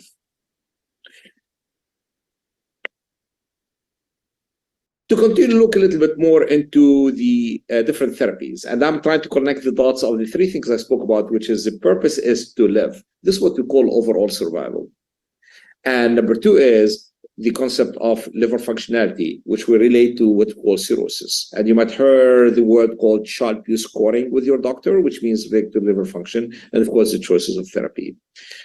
Please, very important that we don't live for the CAT scan results. In other words, our life is not dependent on that. Our life is dependent on being functional, doing things, and living. And please, as such, I don't expect, and I don't like to kind of, see you ultimately living from one scan to the other. This is not the point. The point is to live and enjoy life and do what you really are interested in. And this will translate ultimately in overall survival. And as such, the CAT scans are nothing more, or the MRIs or whatever imaging your doctor decide, are nothing more than simply a benchmark to confirm, yes, we are on the right path per se. A very important point about the novel therapeutic involvement is that not necessarily that you're going to see what we call smaller means better. In other words, shrinkage is, yes, can happen, and of course we like it, but remember, stable disease is also appropriate. It means that the cancer is not growing, you are keeping it at bay. And definitely this is something to celebrate as well as a good result. Again, within the context that, as we said, celebrating means being alive and coming to the doctors. I always jokingly say, one time I have to say, one patient really kind of cornered me and said, what's survival? And I said, the more you see me, the better you are. It doesn't mean like for me, but in other words, the more you come to clinic, the more you get care, the more you're living, the more you do things, of course, the better you are. And that's exactly what survival is. Keep going. Within that context, trust your body. Your body can a lot of clues in regard to what the therapy might be doing. And this is where we have to differentiate between what's called allergic reactions, adverse reactions, or side effects, and of course also what could be disease related. Usually allergic reaction will happen immediately as therapy is given. Thankfully they happen rarely, but they can happen. So doctors will be, don't worry, next to you. Your caring team, including the healthcare workers, including the nurses, will be there to kind of assist and understand very well what are the ramifications of that. On the other hand, in regard to the adverse reaction they can occur, immunotherapy by itself can cause some adverse reactions. They can be very subtle, among which like joint pains, some rashes, some diarrhea. Of course, we don't like them, but now we know that if you are activating the immune system, it means that it's working. By all means, the benefit from the therapy will be even more. And as such, don't be kind of, worried if some subtle reactions, not that we like them, but they could be implying that the immune system is doing the job. Now that we look at the book picture again, I'm going to take the time to revise one more time the drugs now that you already feel more comfortable in regard to the context of what the discussion is about now. And I just line them up in certain sequencing because this is important what we need to know about as well. As we said, immunotherapy is first line. Combination immunotherapy is very important. We gave some example, among which, as we said, the atezolizumab plus bevacizumab, among which also durvalumab, tremelimumab. Very critical. If you decide the first option, if your doctor decides the first option, you need an endoscopy because there is a chance you can bleed because of the drug called bevacizumab. Very important. On the other hand, your convenience might be measured by other things, like, for example, you really would like to travel in between, what have we. This, for example, were durvalumab, tremelimumab. The other choice can offer a very infrequent therapy, which is like only once a month, with one of the drugs, the tremelimumab, given only once. Now, the other two choices of therapy that I spoke, sorafenib and lenvatinib, as I mentioned, there could be options for patients who really cannot get immunotherapy. But on the other hand, let's assume patient got immunotherapy and they need another choice of therapy. Do we jump right away to the other choices I've given as what I called second line?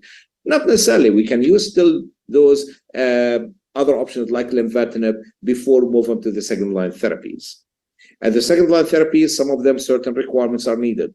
Cabozantinib, no issue at all. Can be applied after any treatment, could be even used as second or third line therapy. The only one as third line therapy. The regorafenib would require prior sorafenib exposure in a good tolerance to sorafenib, progression of sorafenib before getting it there. Ramucirumab would require a certain marker called alpha-fetoprotein being first above a certain level of 400 to be eligible for the therapy. And of course, pembrolizumab is another immunotherapy that can be used, as we decided, whenever either it was not offered beforehand or for whatever reason the doctors feel like now it's time to do another immunotherapy.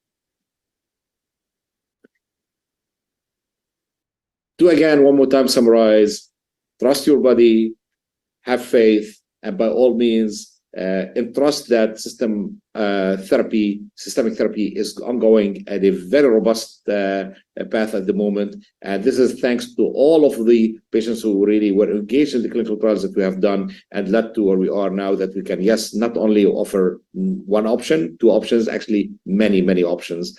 And I thank you very much for listening. I look forward to engage with you. And thanks, Anne, for your attendance today.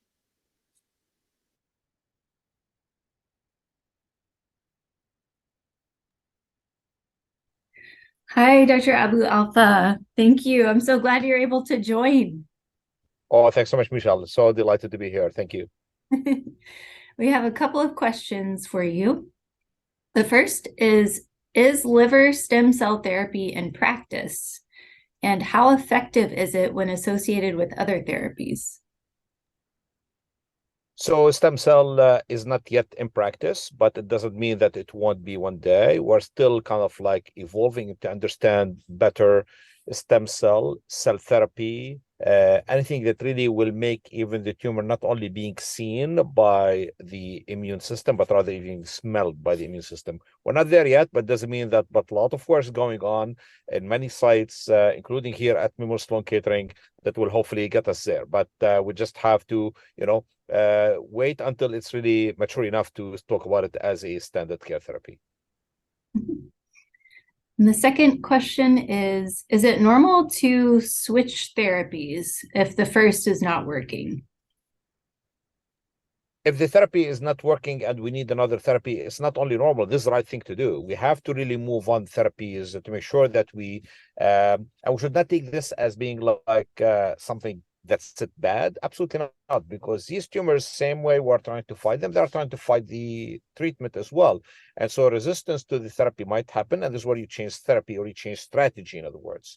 Very important, though, that we should not change therapy except if we really have a no response or the cancer is progressing, or because of a intolerance to the therapy. But to just switching therapy just because I'd like to this, I like that, not a good idea. You want to really max out of every therapy to the best possible before you change to something else. Right. The third question is, what are the chances for success with the planned treatment? I'm not sure if that's... Well, I'll take it and will answer to every patient. The chance for success for them, they should focus on only one number, is 100%. Because we cannot play statistics. None of us, and especially our dear patients, they're not statistics. They are really living and they are doing their best, and we have to really give it all full faith the best we can for them. I've been doing this for almost more than 2 decades, and I can tell you, if it wasn't for the faith that patients teach us, we wouldn't really be able to talk about now incredible improvement in outcome that we're seeing. When we started all of this, we're not even talking about like a few months of outcome. And look, now we're talking about years of positive outcome. So by all means, patients should really maintain their faith and think about this. I'm going to beat it to the best possible. If anything happens that's really sadly not good, don't worry. Doctors are very capable of talking and bring it up before even you would worry about it. But we should not live at this being the cautious approach. A more positive approach will always be very uplifting and helpful for all of us. And to be fair, it's really very doable nowadays. We are seeing really incredible outcome from all those therapies without any exception. Absolutely. And the last question here is, how will treatment affect my daily life? Will I be able to work, exercise, and perform my usual activities? Well, you should. That's exactly what I focused on in the lecture. After all, we're trying to treat the patient. We're not trying to treat the cancer. And as such, yes, to treat the patient means that the patient has to have the cancer under control, but at the same time, the patient should make sure that they are able to perform their daily life activities, as you just mentioned. As I mentioned, as an example, like with the durvalumab, tremelimumab, which was called the STRIDE or based on the Himalaya study, the therapy is really given every month, only once, and patients just going on with their lives. I'm going to give a little bit of an anecdote, which is really kind of like really very uplifting. 2 of our dear patients at Sloan Kettering bumped into each other somewhere, somewhat in the world on vacation, and they're both on the same therapy. And they're making this tell you how much people are able to live. So by all means, people are very capable of continuing their lives. And at the same time, if adverse events happen or side effects happen, please call your doctor, talk to your doctor about it, and we'll try to manage it to the best possible. We're not going to say it's perfect as if nothing is going on, but many of it can be mitigated and really be kind of, taken care of one way or the other, enough to keep the patient going within the context of having cancer, but still able to really manage those side effects. All right. And there's one final question. It just came in. What types of therapies and innovations are on the horizon? No, that's a great question. And by the way, I'm happy to answer others, but I, of course, defer to you, Michelle, and for the ALF if really there's time. Regardless, this is a great question. What's new? There's a lot going on these days in regard to the therapy. Number one, as you noticed, and to be fair, this is really where the whole disease treatment is. Immunotherapy is really a very important scaffold or a reference point for how we take care of patients. Within that context, we have noticed that at the moment, the advancement of the immunotherapy for even enhance it further is definitely a way that the venues are going on to a better outcome. On the other hand, what we just referred to in regard other approaches that really manage the immune system, being like cell therapy, stem cells, vaccines, are on the horizon, but not there yet. So I would say there's a lot of innovation going on that will continue to evolve in that regard. Now, within that context, though, a very important point is, remember, we're treating all patients the same way at this point in time. Patient liver cancer, confirmed liver cancer, we just treat with the same disease. But now we know very well, because the different risk factor that developed or caused the development of the liver cancer, being, of course, the potential viral infection like hepatitis B, hepatitis C, or what we call non-viral collectively, or the non-fatty liver disease, or what you call MASH nowadays, or alcoholic liver disease. These are really the risk factors. Now we know very well that they might actually differ in regard to how to make us respond to therapy. Number two is, we know very well that ethnicity might have an impact. We know that other variables in regard to the immunotherapy, or what we call the immune microenvironment of the tumor, can differ. So we hope that actually not only finding new drugs, but be able to come to a patient one day and saying, rather than you have a certain % chance that you might respond to the therapy because you have 1, 2, 3, 4, 5, 6, whatever number of variables, giving that therapy, we guarantee that you'll respond. That's what we hope for. Absolutely. Well, I think that concludes our Q&A session. So I'll hand it back over to Ms. Allison. Thank you so much, Michelle, and thank you so much, Dr. Abou-Alfa. for a great presentation and ending. I truly want to thank everyone. We did go over about 20 minutes, but we had so many questions coming in. And so I have to just thank all of you, our presenters, for staying on a little extra, and to our audience who has some incredible questions. This truly was a conference for the patients and caregivers. And so we are just glad that you were able to get as much information as you needed today and to stay a little longer to answer your questions. I wanted to let you all know on Thursday, October 26th, we have our Feeding, which is a great program, Feeding Your Liver, Fueling Your Life, featuring nutrition specialists from Meyer Specialty Pharmacy. And you can register at liverfoundation.org. The link is in the comment section. I also want everyone to know that we have our liver cancer Facebook group. The link for that was also in the group. So many of you are part of that. It's a great place for you to connect with others, ask questions, and really build a community there. And so we have this for many of our patients, our caregivers, and also medical professionals sometimes join in. So it's hopefully a place that you guys can feel like you're building a community and you have others to connect with. And I just want to say thank you again. What a full day for a conference. Thank you again to all our speakers for spending this time educating us about liver cancer and providing such valuable and informative information. I hope all of you found this program helpful and learned a lot. Special thank you to our planning committee and our speakers for their commitment and dedication to this conference and liver patients across the country, and to our sponsors for supporting this event. We could not do this without them, and we greatly appreciate it. And a special thank you to all of you, the attendees, for joining us today for this liver cancer conference. And we hope you were able to learn a lot of information and take some back. And a special thank you to our guests today, Daniel and Darryl, for sharing their stories. We greatly appreciate it. This will be recorded, as you know, and it will be shared. Give us a couple of weeks to edit, and it will be sent out to all the attendees. Again, thank you all so much, and enjoy the rest of your afternoon.